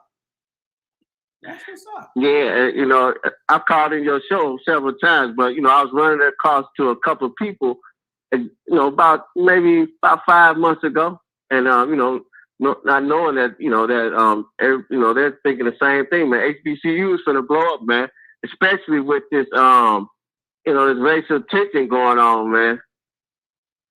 A lot of these black guys say, "Hey, we can't get in their game. We're gonna invest in our own community." Facts. I just wanted to drop that on you, man. Oh, appreciate it. Appreciate that nugget. All right. Yes, sir. Take care. Yeah. Hey, Carly, you live? Yeah, man. First of all, we got to sit here and look at the reason why the SWAC doesn't go out of conference a lot. There's a reason. All right. And one of those variables is because of the East-West division. With the East-West division, certain teams rotate off the schedule. So when a team rotates off your schedule that you're normally a rival with, you will schedule them as a non-conference game. Hence, Southern and Jackson State this year. That game did not count as a conference game. Why? Because they needed that game as a money game. They knew it was going to draw, and they scheduled them on there. That's like one of the biggest reasons why the schedule can't do too many. Why the SWAC can't do too many non-conference games. All right, and I understand what you're saying. Like with that, a lot of the games these teams schedule is because of those are rival games, and they have to have the number one thing, and it's money. And a lot of the SWAC schools do get those SEC, ACC, all those games because, like the other caller said, we're right here. All right. And those schools actually pay extra money for them to even bring the band. Like, for instance, last year, Alabama State got almost $600,000 from Florida State. They gave them an extra $150,000 just to bring the band as well. The same thing with when North Carolina Central and Alabama State, they're going to play UCLA. The same thing. They're going to take those bigger games like that. That's why if everybody looked at the SWAC commissioner when he said his plan is to go FBS, because when you play those games like that, you're going to get over $1 million. If you're an FCS team, you're going to get between $500,000 and $700,000. If you're an FBS team, you'll get over $1 million playing those teams. But the real reason the SWAC doesn't do that, play all those out-of-conference games like that, is because of money, and they'll lose a lot of their rival teams. Like, for instance, if Grambling is about to rotate off Jackson State's schedule, Jackson State will schedule them again as a non-conference game. It just happens that way. Okay, this is where. Okay, so it's money. The number one reason is money. This is my thing. Right? Okay. And I'm only going to say this very briefly because I'm not going to drop too many nuggets from when I had my Deion interview because I want people to actually go watch it. But Deion said that he's trying to do something new, right? And I feel like every time I come on here and I listen to like old heads and listen, I'm new to the SWAC, so I'm calling myself a new school, but I'm new. But I hear all these old head talks about the SWAC. It's the same reason. It's like you guys just live in this box of, oh, this is what we've done. This is what we will continue to do. This is how it's always been done. Now, to me, and this is my personal opinion, I'm not saying it's right, I'm not saying it's wrong. I've always understood that winners make money, period. Doesn't matter how you look at Alabama. You know what? I won't even do FBCS. I won't even do FBS. You get promotion if you're a winner, hands down. That's just what winning comes with all the goods that come with it, right? So to me, if you're good enough to step outside your conference and demolish teams, all that's going to do is build your brand as a school. That's all it's going to do. That's why North Carolina A&T is constantly bringing in the recruits that they can, because they can say, we're one of the top HBCU programs. We're going to give you this. We're going to bring you this. We're going to take you here. We're going to beat this team. We have beaten these teams, and this is what we're trying to do. But at the same time, it seems like these HBCU schools are just okay with winning a SWAC championship. Oh, we won the SWAC. Oh, how great is that? Like, it's just so limiting. It just feels limiting. I'm not saying it's not important because, you know, every team wants to win their conference. That's what it is. But to me, you don't build your brand by constantly keep beating on your brother. Like, that's all y'all doing is beating up on y'all. I understand what you're saying, but you gotta remember, that works for them, and that's why they're doing it. I mean, like, everybody always has a different standard for the SWAC or the HBCU schools than they do as far as a Kennesaw State. That school got more students than Auburn, the same size as Alabama. And all of that does matter with the student size because more alumni. A lot of it does. Yeah, it does. One, with alumni. Two, student fees. We've all paid athletic fees in that tuition. Facts. The more students you got, the bigger your budget. Facts. So nobody ever asked Kennesaw State or JMU with all these 20 and 30,000 students that they have, why are you playing FCS football instead of FBS football? That's my only thing about that. South Dakota State, you're the largest school in your state. Why are you playing FCS football instead of FBS? Mm-hmm. Nobody ever asked those schools that. The thing is, I just want everybody to have those same standards on that same playing field. But I understand what you're saying as well. No, you know, and I get what you're saying because you're right. It's more popular, more people, more pockets. That's, you know what I'm saying? More people, more pockets. Exactly. And it's a reason the same schools that are in the FCS playoffs is the same schools in it every year. The same schools are at the top rankings every year.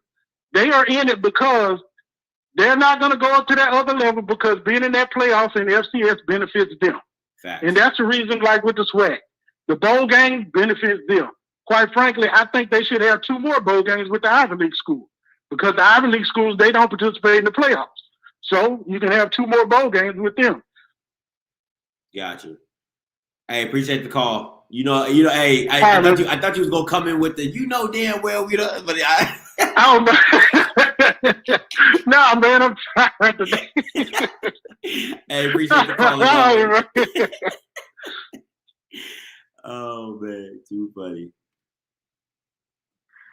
Hey, you live, Mr. Rubin. Talk to me. I knew you was gonna come in here hard. Go ahead. Man, what's going on, brother? What's good? Talk to me. Man, so I think what a lot of people have to understand is in athletics, it's a business. And what comes first is money. Now I know everybody want to compete and they want to compete at a high level. But you have to put money at the forefront, because if you don't, you're not going to be competing for long. So with that being said, I'm just going to use Southern as an example. Gotcha. Now, I didn't really hear the whole thing with the guy from A&T, what he was saying. But Southern played McNeese, which is a perennial FCS power. They played 2 years ago. No, last year, but the last football season. We only lost by a touchdown. We got them this year at Montford in Baton Rouge. So we are scheduling FCS games. But this is the difference, though. We're not going to go schedule an FCS game where we have to travel, 8 hours, 7 hours, 6 hours away when we're not really making money off this game. Mm-hmm. So what we do is we schedule FCS games in state. That's an hour to an hour and a half away. That's going to generate revenue because you have McNeese fans right down the street. You have Southern fans right down the street. So the McNeese game, I'm giving you an example. The McNeese game, we actually broke a record. That game was the biggest home attendance game for McNeese ever. They actually, and they knew, they forecasted the game to be that way. They actually paid us to come. So we didn't lose. You see what I'm saying? No, I get you. So, yeah, so now they come to Mumford. We're going to return the same favor, more than likely we are. And we're going to generate the ticket revenue. Now, I give you Alcorn, for example. They playing Northwestern State. Texas Southern, they've been playing FCS schools. A couple of Swac, and I can't go for all, but I know for a fact a couple. North Alabama A&M, they beat North Alabama last year. So they are playing FCS schools. It's just really the MEACs have been having better success against the FCS schools, and I think a lot of it have to do with the fact of North Carolina A&T. If you subtract A&T from the MEAC, then they don't really have much to brag on. So I don't really want to say the MEAC. I'll just say A&T. A&T have had a lot of success, and I think the MEAC is riding on their coattail. Now, I will say this. If the MEAC was so good, why your conference breaking up? Maybe because you're not putting revenue over games. So you have FAMU and Bethune coming to the Swac. Why is that? It's because your conference is poorly ran, and the way you're going about doing things is honestly, it's putting, I'm not going to say athletic budgets in a deficit, but it's putting athletic budgets in a strain. Mm-hmm. So you have, for example, FAMU. They move into the Swac, all right, that you have, instead of you going to Delaware, instead of you going all the way to D.C., now you're going to Alabama, which is the next state over. Facts. You're going to, your furthest Eastern Division game is Jackson, Mississippi, which I take that any day than going to goddamn Dover, Delaware. You see what I'm saying? Yeah. So it just makes more sense. Now, let me ask you this. What you think will make more money? FAMU and Jackson State, or FAMU and, I'm just going to keep it 100, FAMU or A&T? What's going to make more money? Jackson State. I think FAMU and Jackson State going to make more money. Yeah. That's just what, even though A&T have all this success, you got your conference is falling apart. Hampton left the conference, Florida A&M left the conference, Bethune-Cookman left the conference, and then A&T left the conference. But guess why A&T left the conference? A lot of people say it's because they want to compete at another level. No, man, the Big South is not that great of a conference. As a matter of fact, my homeboy is an OC at one of the schools. Not going to name it. But that it's really not that great of a conference. Honestly, the conference is like you have me like fam. You could probably go to that conference and A&T and just out top just run and just win. The problem is we think since it's a white ran institution that this automatically a better program. That's not the case. Now, A&T is moving to the Big South because it makes more sense for them financially. I think, if I'm not mistaken, I think the Big South have a few schools that's located in North Carolina. That's not far from them. So it just makes more sense. It makes sense. So now A&T don't have to go to Delaware. They don't have to go to DC and play a game. They don't have to go to Virginia and have games in North Carolina. And that's the same thing with Tennessee State. A lot of people say, well, why Tennessee State don't jump to the Swac? Because it don't make sense from a dollar standpoint. They have 3 or 4 schools that's right within like 2 or 3 hours from them. So why would they go and spend X amount of dollars and travel to Baton Rouge or travel to FAMU? It just don't make sense. Now, we can schedule out of conference games. That's fine. But overall, you have to make money. Now, this is where it come in at. And I heard the guy from A&T say the SWAC don't schedule. I wouldn't say the SWAC don't schedule. I would say the ADs don't schedule because they the ones who the SWAC don't schedule. And you can't speak for everyone. So, you know, like I say, with Southern this fall, we're playing McNeese and we're playing the FBS school, we're playing Troy. So I'm gonna give you another example. A&T does a great job at scheduling FBS games that don't have a big payout, but it's a game that's winnable. Got you. So they played a terrible ECU team. And they beat them. And then the ECU team did go and beat North Carolina, which is shocking, but they wasn't a great team.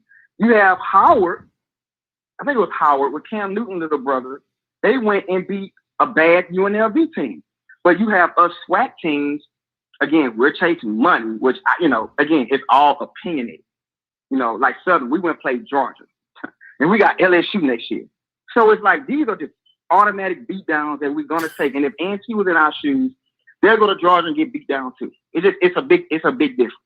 So I think at the end of the day, if it was me, I wouldn't schedule SEC schools. I would actually go the A&T route as far as scheduling FBS games and schedule the winnable ones. And I may not get a $600,000 payout, but I might get a $200,000 payout. And then I'll try to schedule a good home game to make up for that gap and hope that you get a good return on investment when it comes to attendance. But at the end of the day, man, it's all about dollars.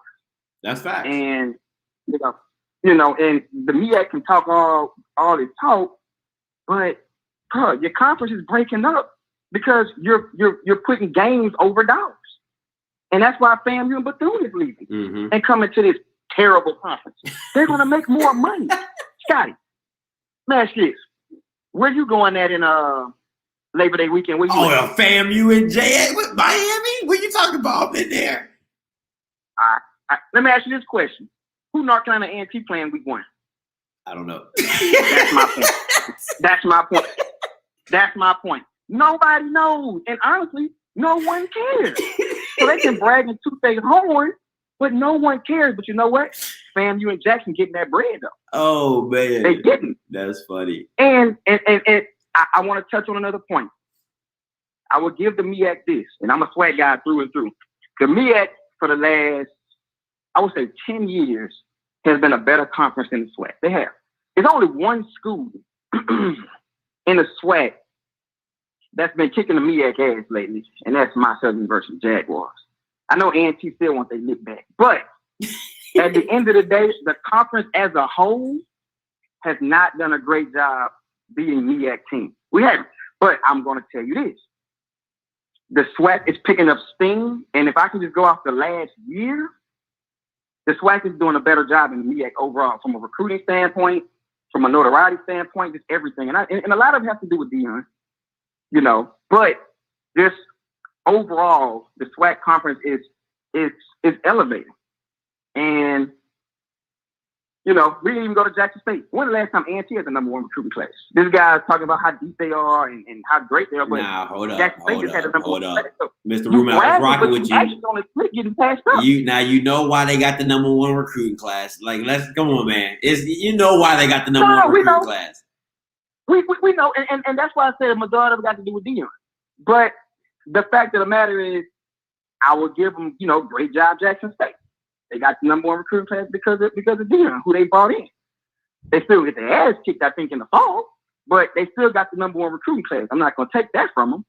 But overall, I think the Swac is doing an amazing job right now. But the last 10 years, I got to give it to the Mids. They've been kicking ass. They have.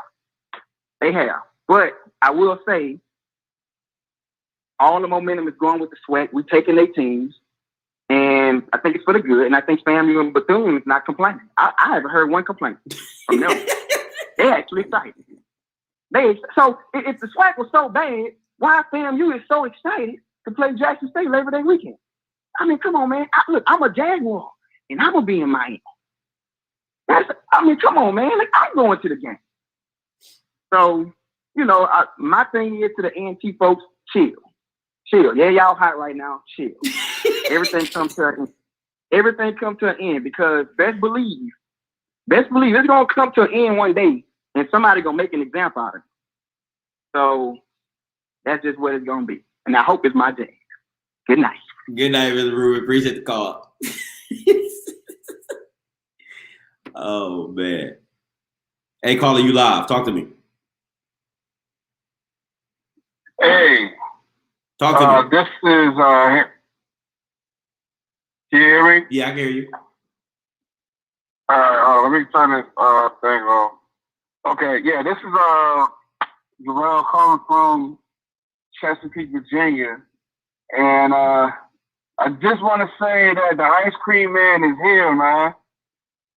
Big Worm is going to come through for Norfolk State and lead the nation of the green and gold back to the promised land. And all this talk about A&T, all this talk about Jackson State, all these other schools, all that mess is going to go away in about a good 6 to 12 months from now. What's your name? Where you calling from? Jarrell from Chesapeake, Virginia. Jarrell, listen, my guy. And listen, you from the DMV, and I would usually say you're good with me. But did you really just get on my line talking about some Norfolk State? Did you really? Yes, sir. Because Big Worm is going to take us down, man. Coach Odom, man. You know what he's doing. I seen what he did at Southern. And, I'm being slightly facetious here because I do realize it's a process. So realistically, it's going to take, I think, a couple seasons before his system starts to kick in. But, there's a lot of talent here in the 757, man. I'm just saying. Listen, I'm from the DMV area, so I know what talent is down there. I get what you're saying. But my thing is this. We all know he went there for the bag. I'm not saying he's trying to lose, but he ain't about to win nothing. What? Norfolk State? What? Boy, stop. Yes. I'm trying to tell you, man. We ain't got nobody in the conference like that because everybody done left. I don't even know the MEAC is going to be around. But just who we have right now in the conference, I really think we got a shot at least an improvement. Because the last coach we had, Latrell Scott, he had a pretty impressive resume from Virginia State and from, I think he was at Richmond beforehand. And, for some reason, it just didn't work out, all that great at Norfolk State. But they got talent already on the roster now. It's just that from the system that I saw that he was running at Southern for those couple games, combining to what I know they have at NSU and what they could potentially recruit, I think they got a bright future. Listen, you sound old enough to have heard this slogan. If was a fifth, we would all be drunk. And the way you are talking, all I hear is if, think, wish, hopeful. That's all I hear. I don't hear nothing factual. If I think what I hope, what I've seen, I hope possibly, no, sir. Listen, unless he goes ham in the transfer portal, and starts pulling out transfers out the yin yang and wazoo, then maybe I'll give you that a maybe. I'll give you a strong maybe. Maybe, if you're playing spades, it's a possible, strong possible. True. But as of right now, my guy, you're going bored. You're just trying to get through the game. You're going bored. Like, stop playing with me. I mean, but who's going to come out in the MEAC, though? You know what I'm saying? Like, South Carolina State. I mean, the only team I could think of is South Carolina State. South Carolina State. I mean, and then one more thing I had to comment on is, like, what I'm really mad about, and I brought this up once before on the show. I know that it's more of a financial benefit, supposedly, but it really feels like it's like, here you go, you color teams, take the chitlins, take the scraps at the Celebration Bowl, and be happy with that. Because realistically, unless one of the HBCU schools make any type of noise in the FCS playoffs, what's the point?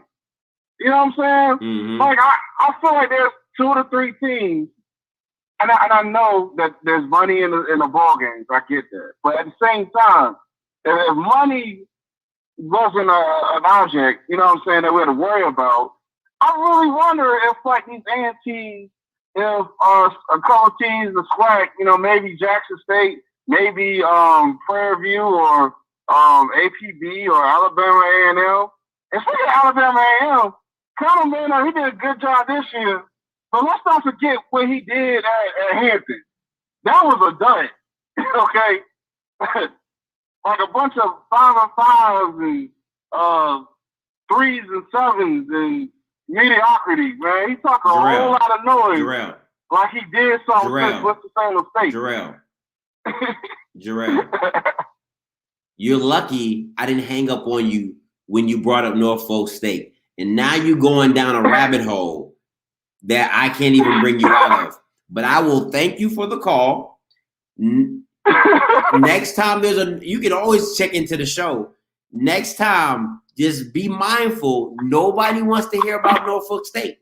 I'm just being real. Look, I bet you Norfolk State will go at least.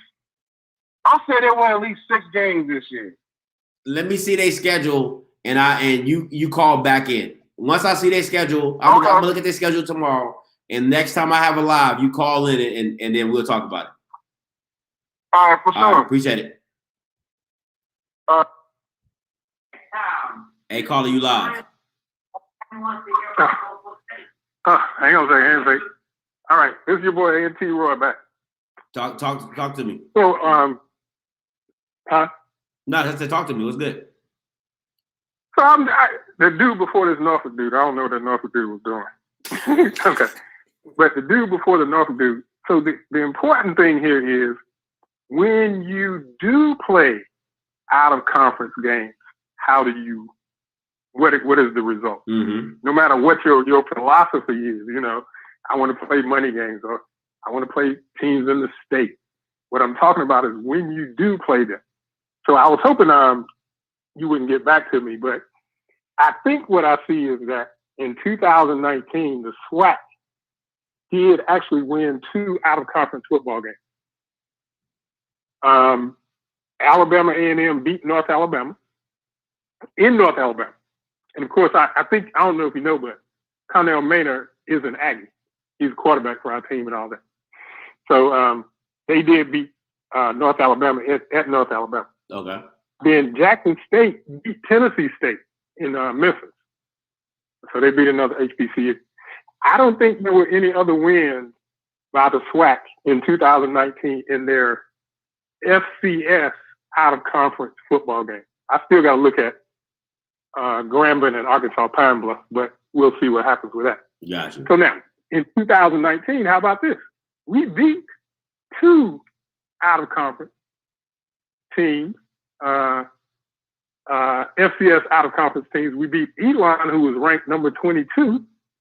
We beat them in our place. And then we went down to Charleston Southern and beat Charleston Southern out of the Big South. So we beat just as many teams out of conference as in the whole one SWAC season as the SWAC did for all the teams. But the big point here again is that to all these folks, I don't care what your philosophy is, you're not winning yet. Now, here's what I do think is going to be the case. I think Alabama A&M, I think Jackson State, because the reality is Deion going to have to play. And they're going to make some noise come the fall. I don't know if they're going to beat Florida A&M, because I'm going to tell you, Florida A&M is next to us. They are loaded. They are really loaded. They got a lot of good players and some star players. Oh, you mean the same team that beat y'all last year? Oh, okay, go ahead, continue. Yeah, no. See, I don't want to get into this weather thing, because frankly, the weather can play a role in games, depending on how the players react to it. But yeah, they won. They won in overtime. They beat us in overtime. And so I'll give it to them, and won't talk about all the stuff that happened around it. But again, Florida A&M is going to have a good team.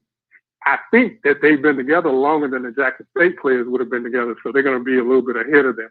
And I expect Florida A&M is going to win.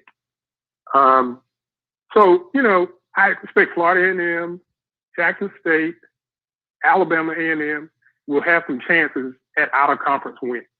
They still haven't gotten to where we are. Gotcha. So, yeah, tell those folks, man, listen, let go of A&T. They need to argue among themselves. We just sitting up on our throne watching them and paying attention to what they're trying to do to try to be like us. All right? I'm out, man. All right. That's A&T Roy calling in about his Aggies. That boy is a fan, and he knows what he loves his team. Now, listen. Trying to gather in all this information, right? And put it in perspective for all the non-Swac people who are on this channel, which are very few, myself included. I mean, I'm one of the newbies. I see the Swac is playing for money and pride and prestige, and North Carolina AT is playing for notoriety, growing a brand. That's what it looks like to me. But I'm just looking at it from the outside in. That's just what I see. You know what I'm saying? So, do I feel as though the Swac needs to step out and play more out-of-conference games? Yeah. But at the end of the day, money makes the world go round. And like Mr. Rubin said, if you can't invest in your facilities, if you can't invest in your field, if you can't invest in, if you can't invest if you can't get the money to invest what you need, you don't have a program. You don't play football. You know what I'm saying? It's not a thought. So you got to go get the money. Got to go get the money. So what's up, calling you live? What's up, bro? What's up? Talk to me. Yeah, this Mr. Moore. What's up? I know. That's what I said. What's up, Mr. Moore? Talk to me. Man, people keep getting off topic. What I'm mad about is all these A&T fans capping. Look, I played at Hampton, and I went there in 1996. Gotcha. These families don't play nobody. They do that shit so that they can boost up their record so they can look at the end of the season. So they need to stop faking. They don't play nobody. They just stick to their conference game and play like the wackest teams that they can get close to or that they can beat. Now, okay. So let me ask you this. Does that build a brand, though? No, I don't build no brand. Their brand is that they basically like JSU without their big head coach. They know that all the good players going to come to like their squad, for real. Mm-hmm. They just build a squad off with transfers and bounce back. And they just do it without the notoriety that JSU do. But their squad really ain't that good. But what I'm saying is, Mr. Moore, is like, you're building, you can build this brand because of the outside wins you have. That's what I'm saying. You're built like, yeah, to the average kid, you might not know that school sucks. But what I'm telling you is, and when I'm recruiting you is, oh yeah, we playing ECU. Oh, you trying to go to ECU? Oh man, we beat them. Oh, you trying to go? Oh, we done beat them too. Oh, you see what I'm saying? You're building a brand. Now you're selling a pipe dream, but then if I'm the player of North Carolina A&T, Scotty, what's up? Come on now, Scotty. You from the DMV. All day. Just like me. We got Howard. We got Morgan State. Name 3 good teams that's in the MEAC. Other than South Carolina State, I couldn't give you none. Exactly. So if you beat up on everybody like that because you stacking your team, and then you play against, like when they play against Alcorn, they don't beat them by much for the team that they got stacked. You feel me? If you got a good team, that's like New England. New England win their conference just about every year. Facts. Because they the best team in their conference. That's how fucking A&T, that's how they are. They don't play nobody good and they just beat the teams that's in the MEAC. Look at their record compared to all the other teams in the MEAC record. Hold on, I'm about to like see they've this. been okay. Like they've been doing this shit for years, Aaron. For years. All right, hold on real quick. I'm about to bring up their schedule. Okay, so hold on. Other than Florida A&M, it ain't nobody. Them and Cook, it ain't nobody. But think about So are you saying the SWAC is better than the North Carolina A&T? Yeah. Hell yeah. So how are they beating the best team in the SWAC every year then? Because I pulled up the schedule. No, oh hell no. Howard can't beat fucking Valley. Nah. Howard probably couldn't beat Ever Waters right now. Did you see that bullshit that they got going on in the spring? I'm not talking about that. I'm not talking about that. What I'm saying is that, okay, I can give you the fact, like the Patriots. They beat up the AFC East, but they also go win the Super Bowl. You see what I'm saying? North Carolina can beat up. And that's what they do. They beat up the fucking MEAC and then they go to the Celebration Bowl and whatever they win. bowl game. Yeah, the Celebration Bowl. And they win. Scotty, I'm telling you, if they was in the SWAC, they would not be in that Celebration Bowl every year. I can't. I get what you're saying because there's no easy outs in the SWAC. Okay, Scotty, you play football, I play football. Go ahead. On any given Sunday, you can beat any team. That's true. Right or wrong. That's right. So if you just got one team to beat that one week, you could probably beat them. You feel me? I get you. MEAC in the SWAC is two different ball games right now. If you look at the SWAC, all their quarterbacks, they got running quarterbacks. Right or wrong? Right. So when you play, that's all they play in the MEAC. If they go against like a Glass that's a passing quarterback, like a Nettles, a passing quarterback, like Hickbottom, they would get their ass handed to them. They really would. Like I said, so A&T ain't as good as they look like they are. They're not. All I can base it off of is what I'm watching. I get what people are saying in the comments, and I get what you're saying, because there's no easy out in the SWAC, right? There's really, especially if you're in the East now. The East is freaking crazy. You know what I'm saying? So I can catch you slipping maybe once, not twice, not three times. I get what you're saying. When you're talking about North Carolina, when you're blowing like every team out that's in the MEAC, and then you go against a SWAC team and they play you close. That's what I look at. The closeness of the game. But in the SWAC championship, the closeness of the game could be like a block punt, in the SWAC championship, a bad completion, incompletion. I'm looking at the SWAC championship. I'm seeing North Carolina beat Alcorn 64-44. The next one they won by 2, and the next one they won by a touchdown. So what I'm saying is that they're beating Grambling. The other one they beat Alcorn again, another touchdown. Like they're dominating. I don't want to say dominating, but they win when they're supposed to win. I can't get mad at a team winning when they're supposed to win. I'm not getting mad at them. Like you were talking about, like their out of schedule shit.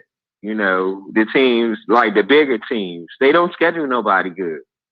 It just be if JSU is what they say they are this fall, they're gonna be beating teams like that.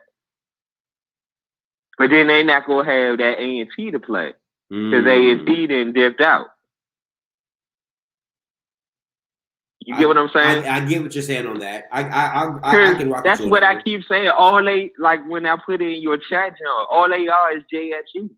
Before JSU was JSU. All the good players went to A&T. All right. You get what I'm saying? I get what you're saying, but at the end of the day, they still have to go. Well, I get what you're saying now because A&T, they're not the prize at the end of the road anymore. You know what I'm saying? To go match yourself up against them now, so because they left the Big South. But what I'm saying is that I cannot blame A&T for being in a trash conference, doing what they're supposed to do, getting to the game and beating the team from the Swac that's supposed to be so good. That's beating the Swac game after game after game. They got out the Swac when the Swac got good. That's what I'm gonna stick with, and that's what I'm living by. They ducked that rec like I had put in a little chat line. They ducking the rec. The Big Sky ain't all that good. All right. I gotta let you go, Mr. Moore. I got a lot of people on hold. You done sparked up a conversation. All right. Peace.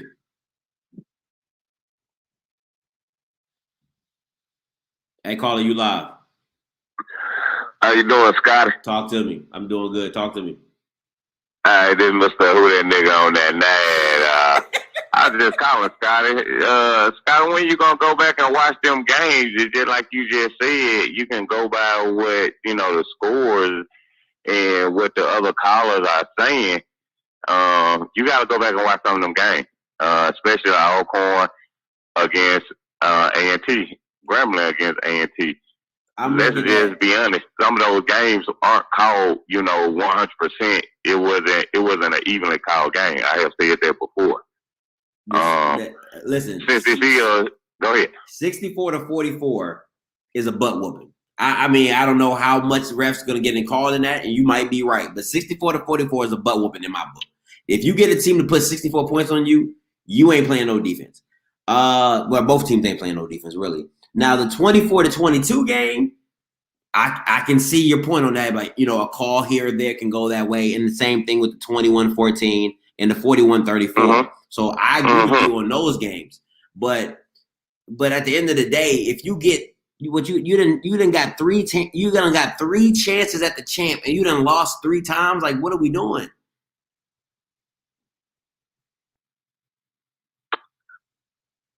Correct. I mean, I see what you're saying, but until you were there and what you're watching it, or you're there and you're seeing it in person, me being at those games, seeing firsthand experience those games, even it was just because it was HBCU football and it was nationally televised.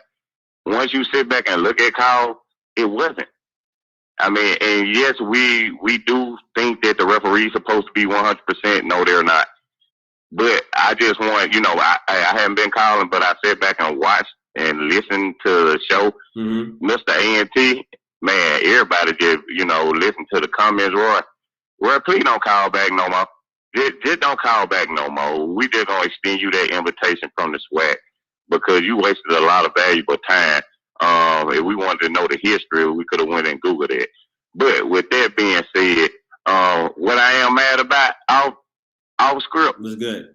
Hey, man, I sent you all kinds of text messages and messages, man, extending a warm invitation to the hospitality state, trying to give you steak, scrum, and all that, feed you and everything. But I know you had a lot of people, man. But I just wanted to mess with you, man. No, I saw it and at the old Charlie Jenks. But listen, man, I had so much, and then my girl, and it was a lot. It was just a lot, and I didn't have enough time to kind of get to everything that I wanted to do in that day. And I had a lot going on, but I got you next time I stop by. I promise you. And then I'm coming down for the Alcorn. Man, I had mama cooking up. I had mama, Madia, Nana, everybody was cooking up. Back chillings. Man, we had the grill smoke. It was a baby family reunion. We thought it was a homecoming. You were coming home, man. Boy, you stupid.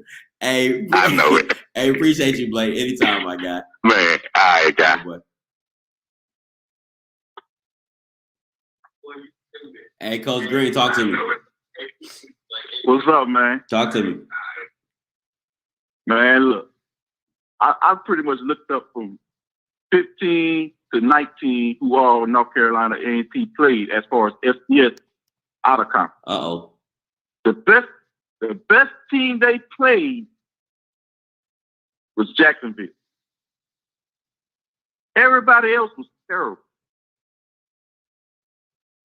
The best team they played was Jacksonville. Jacksonville State. That's the best team they played out of conference. Everybody else they were supposed to beat. Everybody in the Swac would have beat them guys. Gardner-Webb was one of them that they beat. Gardner-Webb was 1-9. Eli, who they beat last year, wasn't that good.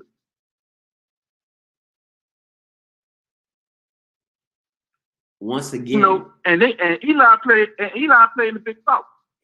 Listen, once again, you guys are making. Before I let you go, before I let you talk, Southern played McNeese State, which is true. McNeese State always good. McNeese State is always good.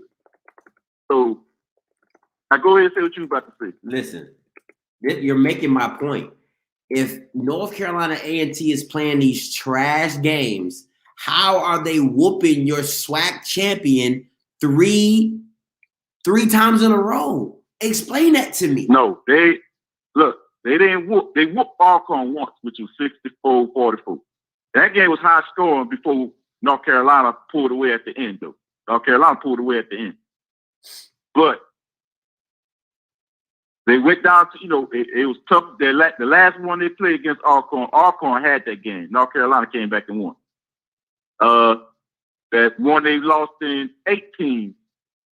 Alcorn lost in 18. They came, they won that game. So the only time they pretty much, you can sit there and say they whooped them was that 64-40. Sir, you know what? So I'm not taking that. And look, I'm not taking them wins away from them. But when y'all was talking about out of conference, that's why I wanted to get on right there, the out of conference part. We can talk about you wanted to talk about the out of conference. Since he brought up out of conference. It doesn't matter to me, right? If they play out of conference, in conference, at the end of the day, they are beating the SWAC champion. Period. Whatever, if they playing these sorry out of conference schools and then they meet up with you in the SWAC championship and they still whoop you, they still beat you. And listen, if you watch Fast and the Furious, you're gonna know this line. It doesn't matter if you win by an inch or a mile. Winning is winning. So at the end of the day, they beat them. They beat them. I don't care what the refs. Now, don't get me wrong. Are they a part of the game and the SWAC referees are horrible? Yes, they are. Okay, cool. But at the end of the day, they've had 3 shots at the champion. Yeah, win is a win. Yeah, and they've lost. So what are we talking about? Yeah. And at the end of the day, the other schools need to step up their game to beat Alcorn so they can have their chance in the Celebration Bowl. But since A&T is out, but now the only thing I'm gonna say though, as far as with the Alcorn situation, the only thing I'm gonna say is the bad part about every time they met up with Alcorn wasn't always great when it comes to pass. But a win is a win. So I should exclude that. That's the that makes it even worse. You talking about North Carolina A&T building up their brain. No, wait. You're making my point. You're getting your SWAC champion is beating up in the SWAC championship with a team that can barely throw the ball. What are we talking about? But I'm just saying, it don't matter. North Carolina won at the end of the day. That's what I'm saying. I agree with you on that. North Carolina won. There's no excuse. North Carolina won. They won. But when you were talking about their brand, they built their brand through the Celebration Bowl. That's how they built their brand. Okay. That's why their brand is known. They did that through the Celebration Bowl. And is that their now? I'm gonna sit back and say this. I'm gonna see if they can continue to build their brand without that, and they're gonna have to. And like you said, they're gonna have to win because they ain't gonna have that no more. Because every time they got started on TV, it was through the Celebration Bowl. Now they ain't gonna have that. Because everybody got a chance to watch them beat up on the Swac. Everybody got a chance to watch that. Because that's how Southern known and Grambling is known. Through the Celebration Bowl and also through the Bayou Classic. That's 2 nationally televised games. So they got their brand and they doing a good job recruiting. Now we're gonna see if they continue doing it, being in the Big South. But they're gonna have to win, like you said. They're gonna have to win in the Big South. But hey, you're right though. You're right though. They whooped the Swac. They won 3 times in a row. I just listen, and I'm gonna say this. I'm gonna let you go. This is my thing. You keep look. You're making excuses for Alcorn in the championship game. Oh, they couldn't do this. Oh, they couldn't do that. But they were good enough to beat everybody else to get to the championship game. I don't understand that. That doesn't make any. You literally don't make that. That did not make any sense to me. That you can give a team an excuse in the championship game, but they're the same team that ran through the Swac. That don't make sense.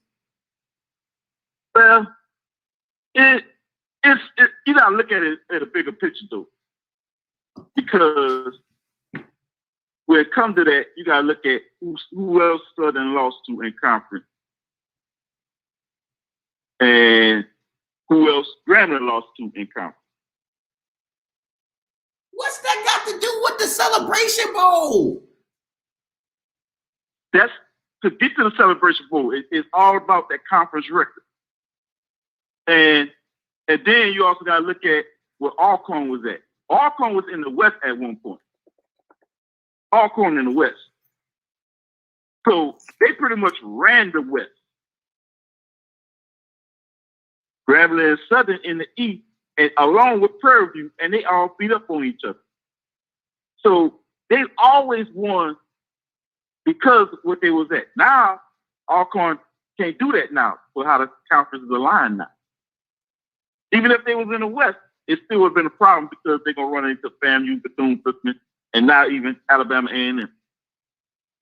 So that's something else you got. That's something else you got to look at when it comes to the bigger picture. Because they played Southern. Southern, the last 2 years, have not been very good when it comes to throwing. Hasn't been what? Very good throwing the ball because they've been having the boy that's been quarterback the last 2 years. Is that Alcorn's fault? What? Is that Alcorn's fault? No, that's not Alcorn's fault.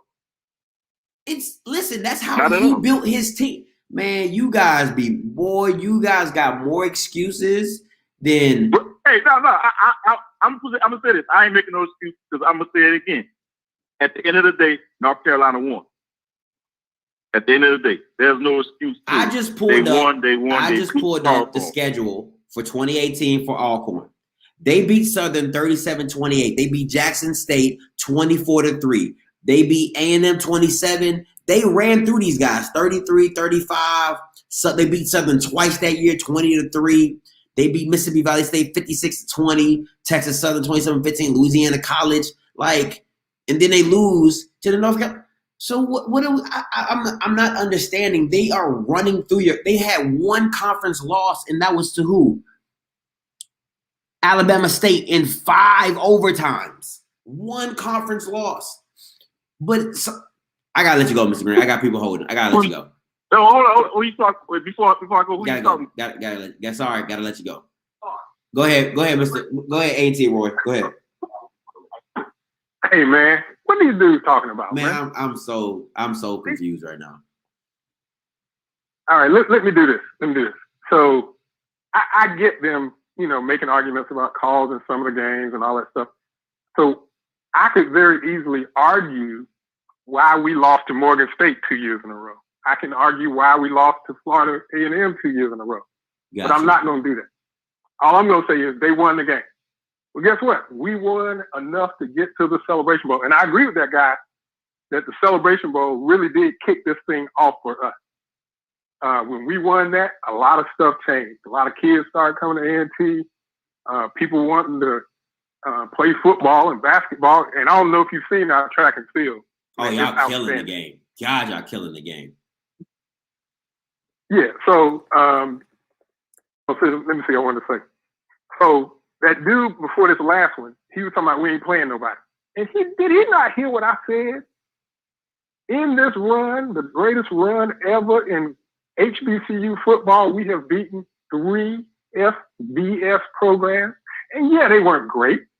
You know, matter of fact, we scheduled those games 3 years out, so we don't know what they're going to be by the time we play. So we beat 3 FBS schools.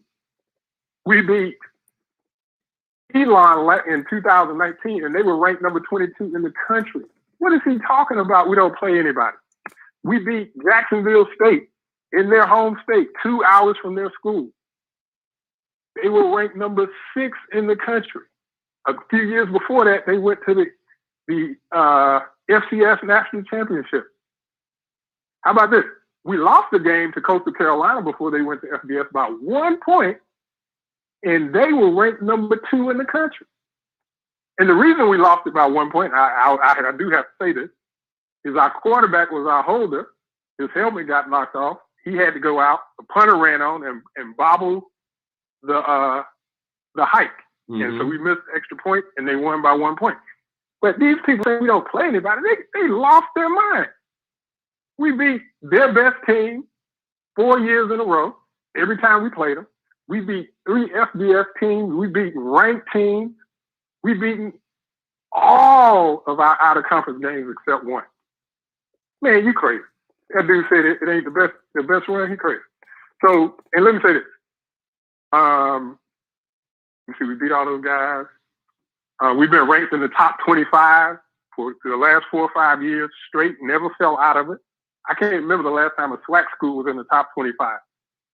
They only got in there in the spring because nobody else was playing. Florida A&M got in there. Oh, here's what I want to say.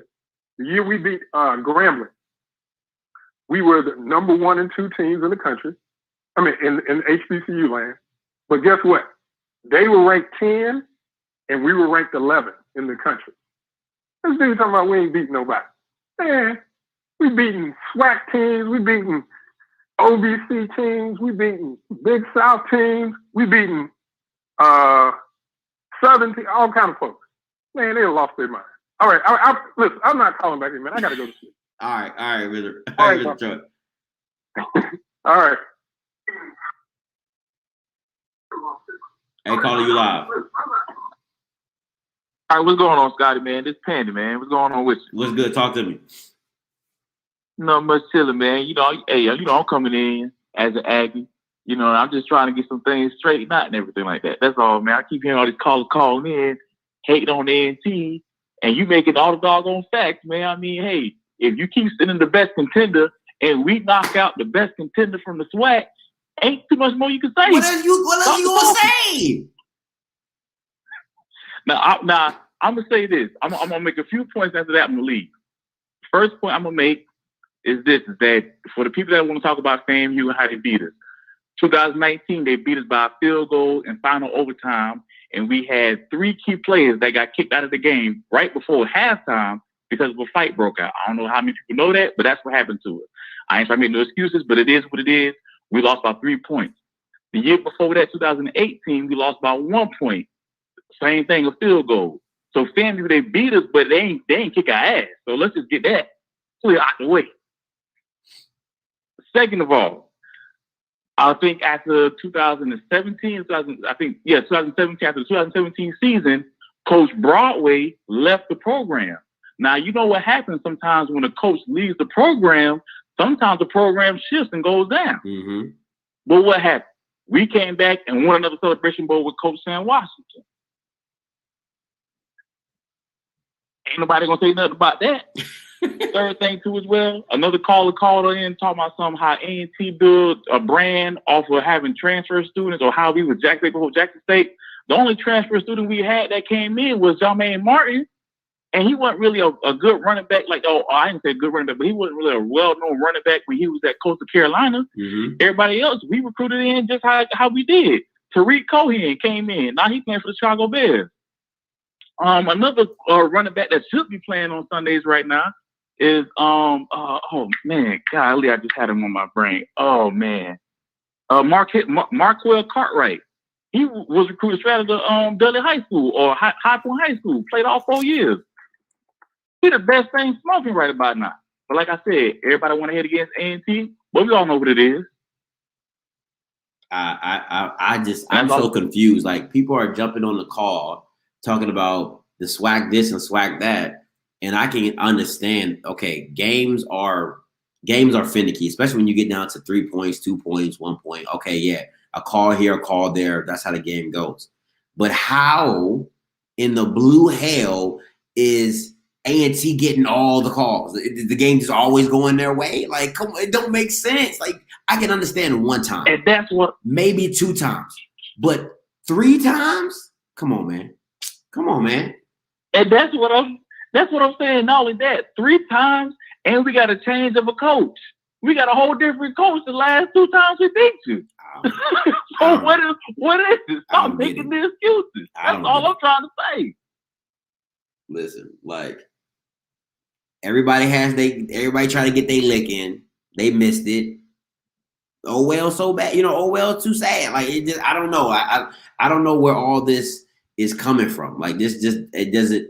I'm not understanding it. I really don't. I'm just not getting. I know where it's coming from. It's just coming from just straight hate and jealousy. Everybody wants to knock the top person out, straight up.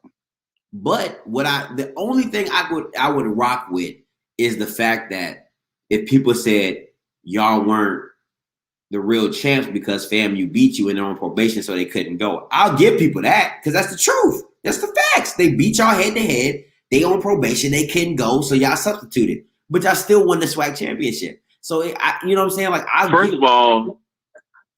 First of all, FAMU got to beat Bethune-Cookman. Once they do that, then we can probably make a case for them that, they couldn't go because of blase. Again, they didn't win the Florida Classic. They've been losing to Bethune-Cookman now for the last 9 years. They got to get over that hump first. Once they get over that hump, then we can talk about maybe we not the real champions and everything like that. I don't agree with that. Styles make fights, and you lost that fight. So it's just that simple. Styles makes fights, you lost. All right, then, man. Yeah, that's all I got to say. I mean, that's just the facts. Like, they went 9-2. They beat y'all head up. Like, y'all supposed to be the powerhouse, right? That's like telling somebody. That's like telling LSU, y'all beat Alabama, but it didn't matter because y'all didn't beat Arkansas. Like, what? No, shut up. No, we beat y'all. Like, what you talking about? Y'all just won the championship last year. We beat y'all. No, we taking this. We taking this. Like, nah, I'm gonna take this win. So okay. But how about this though? Case in point, though, Alabama has lost some games before in the season, and they still went on and won the championship. I'm not taking that away from you. Hey. But I'm just saying, if everything was fair, would FAMU not be in the championship game, though? No, they wouldn't, because they would still lose to Bethune-Cookman. And that's the thing, that they couldn't get over that hump. They had to beat Bethune-Cookman in order to actually go. All right. Well, y'all won y'all chickened out and ran to the Big South. So, it is what it is. You know what I'm saying? Like, to me, it's the perfect out. You know what I'm saying? It's like when you beat your little brother and he can never beat you. You're like, I don't feel like playing no more. And then he just has to sit on that loss forever. That's what y'all doing. Y'all just took y'all ball and y'all went to play on another court. I get it. It's cool. It's cool. It happens. Okay, all right. All the way. I see Cut has said that Jermaine Martin been known since high school, so my apologies.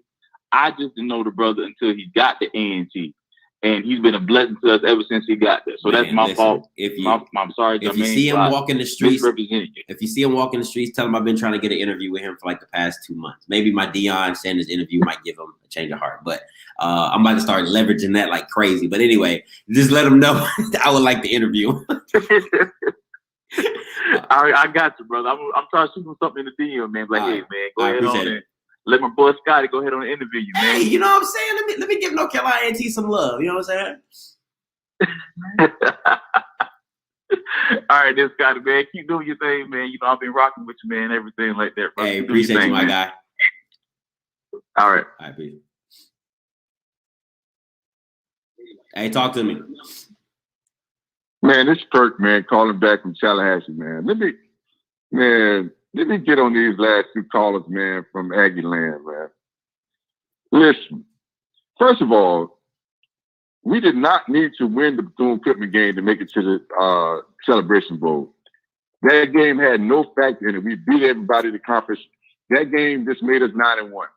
You know, but you know, these guys get on here and they're talking about they're not talking facts. They're just talking because they're so full of themselves because they've been to the Celebration Bowl. What have they done in the playoffs? Have they ever advanced past the first round of the playoffs? Have they done anything other than win a Celebration Bowl and win some out-of-conference games and with some lower-tier FBS teams? Come on, man. A&T is good. I give them credit. They're trying to build their brand with the Celebration Bowl stuff, and they got a good track team. They got some other sports that's doing pretty decent. But man, they have not dominated like that in the MEAC to say that they make this greatest run. Like you talking about, y'all got the greatest run, but the last 2 years that y'all been Celebration Bowl winners, y'all lost against 2 MEAC teams. So y'all got 2 losses in the conference. So Oscar, come on, you got to help me here. You got to be able to defend me while I'm not on this phone, man, because you got to let these boys know. Y'all have lost 2 games in the conference. Wait a minute. Wait a minute. Slow your roll. Listen, you can't talk about the FCS playoffs. You know why? Because if FAMU would have went to the Celebration Bowl, they wouldn't have played in the FCS playoffs as well. So we went to we wouldn't even went to the Celebration Bowl if we would have had a chance to play in the playoffs. We're about playoffs. So we would have declined going to the Celebration Bowl and went to the playoffs. So are you the AD of the school? You can tell me that for a fact. I put that on my life that they would rather go to the playoffs than go to the Celebration Bowl. We did that. We should have we did that plenty of years back in the day. We went to the playoffs instead of going to the Heritage Bowl or whatever kind of bowl they had back then. Man, we don't care about no damn black collar championship. We were trying to win the whole shebang. I got a call that says you cannot. The caller says you cannot decline the Celebration Bowl. You said you cannot decline it? Yeah. Yes, you can. Yes, you can. If you get invited to the playoffs, you don't have to go to the Celebration Bowl. Now if you do all the research you need to do, but you do not have to go to the Celebration Bowl if you get invited to the Division I AA playoffs. Well, it's FCS now. I mean, whatever it is now. But you don't have to go to the Celebration Bowl, man. So how is that possible if they make the Celebration Bowl for the Swac and the MEAC? It's an automatic bid. No, the Swac is different because I think the Swac they have to go, but in the MEAC we didn't have to go. How is that possible? It was about playoffs first. Listen, let me read you let me read you what it says. I'm gonna go back and read. The Celebration Bowl is a postseason bowl that between the champions of the Mid-Eastern Atlantic and the Southwestern Conference. Right. I don't. How do you have a Celebration Bowl without the champion of the Mid-Eastern Atlantic? Explain that to me. Without the MEAC. How does that happen? Explain that to me. I'm reading it off of Wikipedia. Now, from what I understand is that you can opt out from going to the Celebration Bowl if you got invited to the playoffs. But if you guarantee right that we have to go, I don't think it's contracted that we have to go to the Celebration Bowl. I mean, you can always. I think we sent second place people before. I'm not sure. I'll do a little bit more research but I'm pretty sure that you don't have to go, or even the people, because I remember a couple of years they were saying that somebody could go to the Celebration Bowl and the second place team that they were in the playoffs can go to the playoffs. So if the second place team in the MEAC had a high enough ranking to go to the playoffs, why couldn't the first place team opt out and not go to the playoffs? Because I remember a couple of times they were saying that the second place team, if they like A&T, if we had not been, if A&T went and we still had a better record, a higher ranking to get into the playoffs, that we could still go to the playoffs. Bethune-Cookman, whoever it was that year that could have still went, we could have sent 2 teams to postseason play. No, that's not how that works. You're going to have to do some more research. They've never had a chance to send 2 teams to postseason play? No, because it's contractually in agreement that ESPN and sponsors have. Do you think a sponsor is going to let you get out the game? They're going to let you get out the game? It's a sponsored game. It's a sponsor bowl. How in the world can you have a SWAC and MEAC championship bowl game without the MEAC champion? That doesn't even make sense, Mr. Perk. Man, when I research it, first of all, tag me your email so I can email you about coming down here homecoming. But all right, when I research it, I will definitely get back to you and let you know what was the because I definitely know the AD and I know a couple people in the athletics, so I can definitely give you back, let you know exactly what's the ruling on that. Yeah, do that. You listen. Matter of fact, if you can get, I've been trying to get some ADs and coaches on here, so so they can talk, real We definitely stuff. need to get our AD on here, Courtney Gaucher, man, because he's doing some big things down here, man, with our athletic program. Yeah, I would love to get him on the channel, like just to talk about the program and how how all the finances and stuff work behind the scenes. I would love that, so people can be more informed. Right. I'll see what I can do. Hook that up, man. All right, and I'm gonna text you right after my live. Okay. All right, appreciate you, Mr. Perk. Yeah.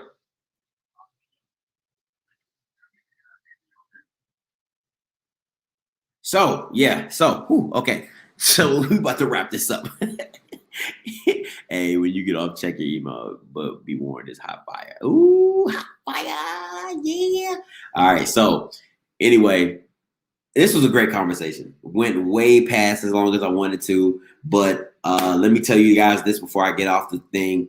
Appreciate you guys for rocking with me. Damn, that boy a lot better than me, Scott.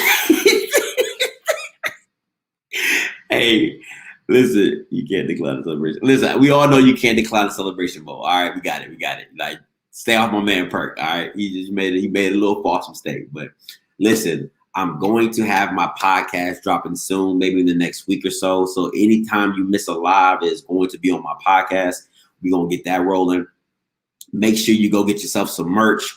Offscript-tv.com. I'll say it again. Offscript. www.offscript-tv.com. All right, if you want to get some merch, I'm gonna have some stuff dropping soon. It's gonna be hot fire. All right, and listen, if you guys have any ideas for the show, segments, or anything like that, you can hit me up in my email. It's in the description below. You can hit me up on my IG, my Twitter, anything like that, man. I do this for you guys. I do it for y'all. Okay, let me take this last call. What's up, caller? Talk to me. The reason why the Swac winning, because Swac players got the biggest dick.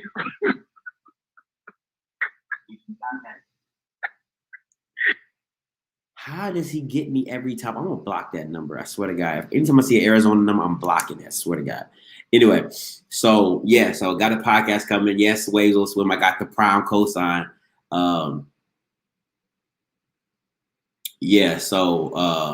That's what it is, man. And so be on the lookout for all that stuff. All right. But once again, yeah, Pandy, exactly. Make sure you are on the lookout for the podcast. All right. So you can catch it on your way to work. I know a lot of people can't watch YouTube as they go, but I'm trying to get the podcast up and running so you guys can catch it on Apple Podcasts and Spotify. All right. So until next time, you know what I'm going to do. I'm going to holla. God bless. All right. Hope y'all can make it work in the morning because I'm going to be struggling.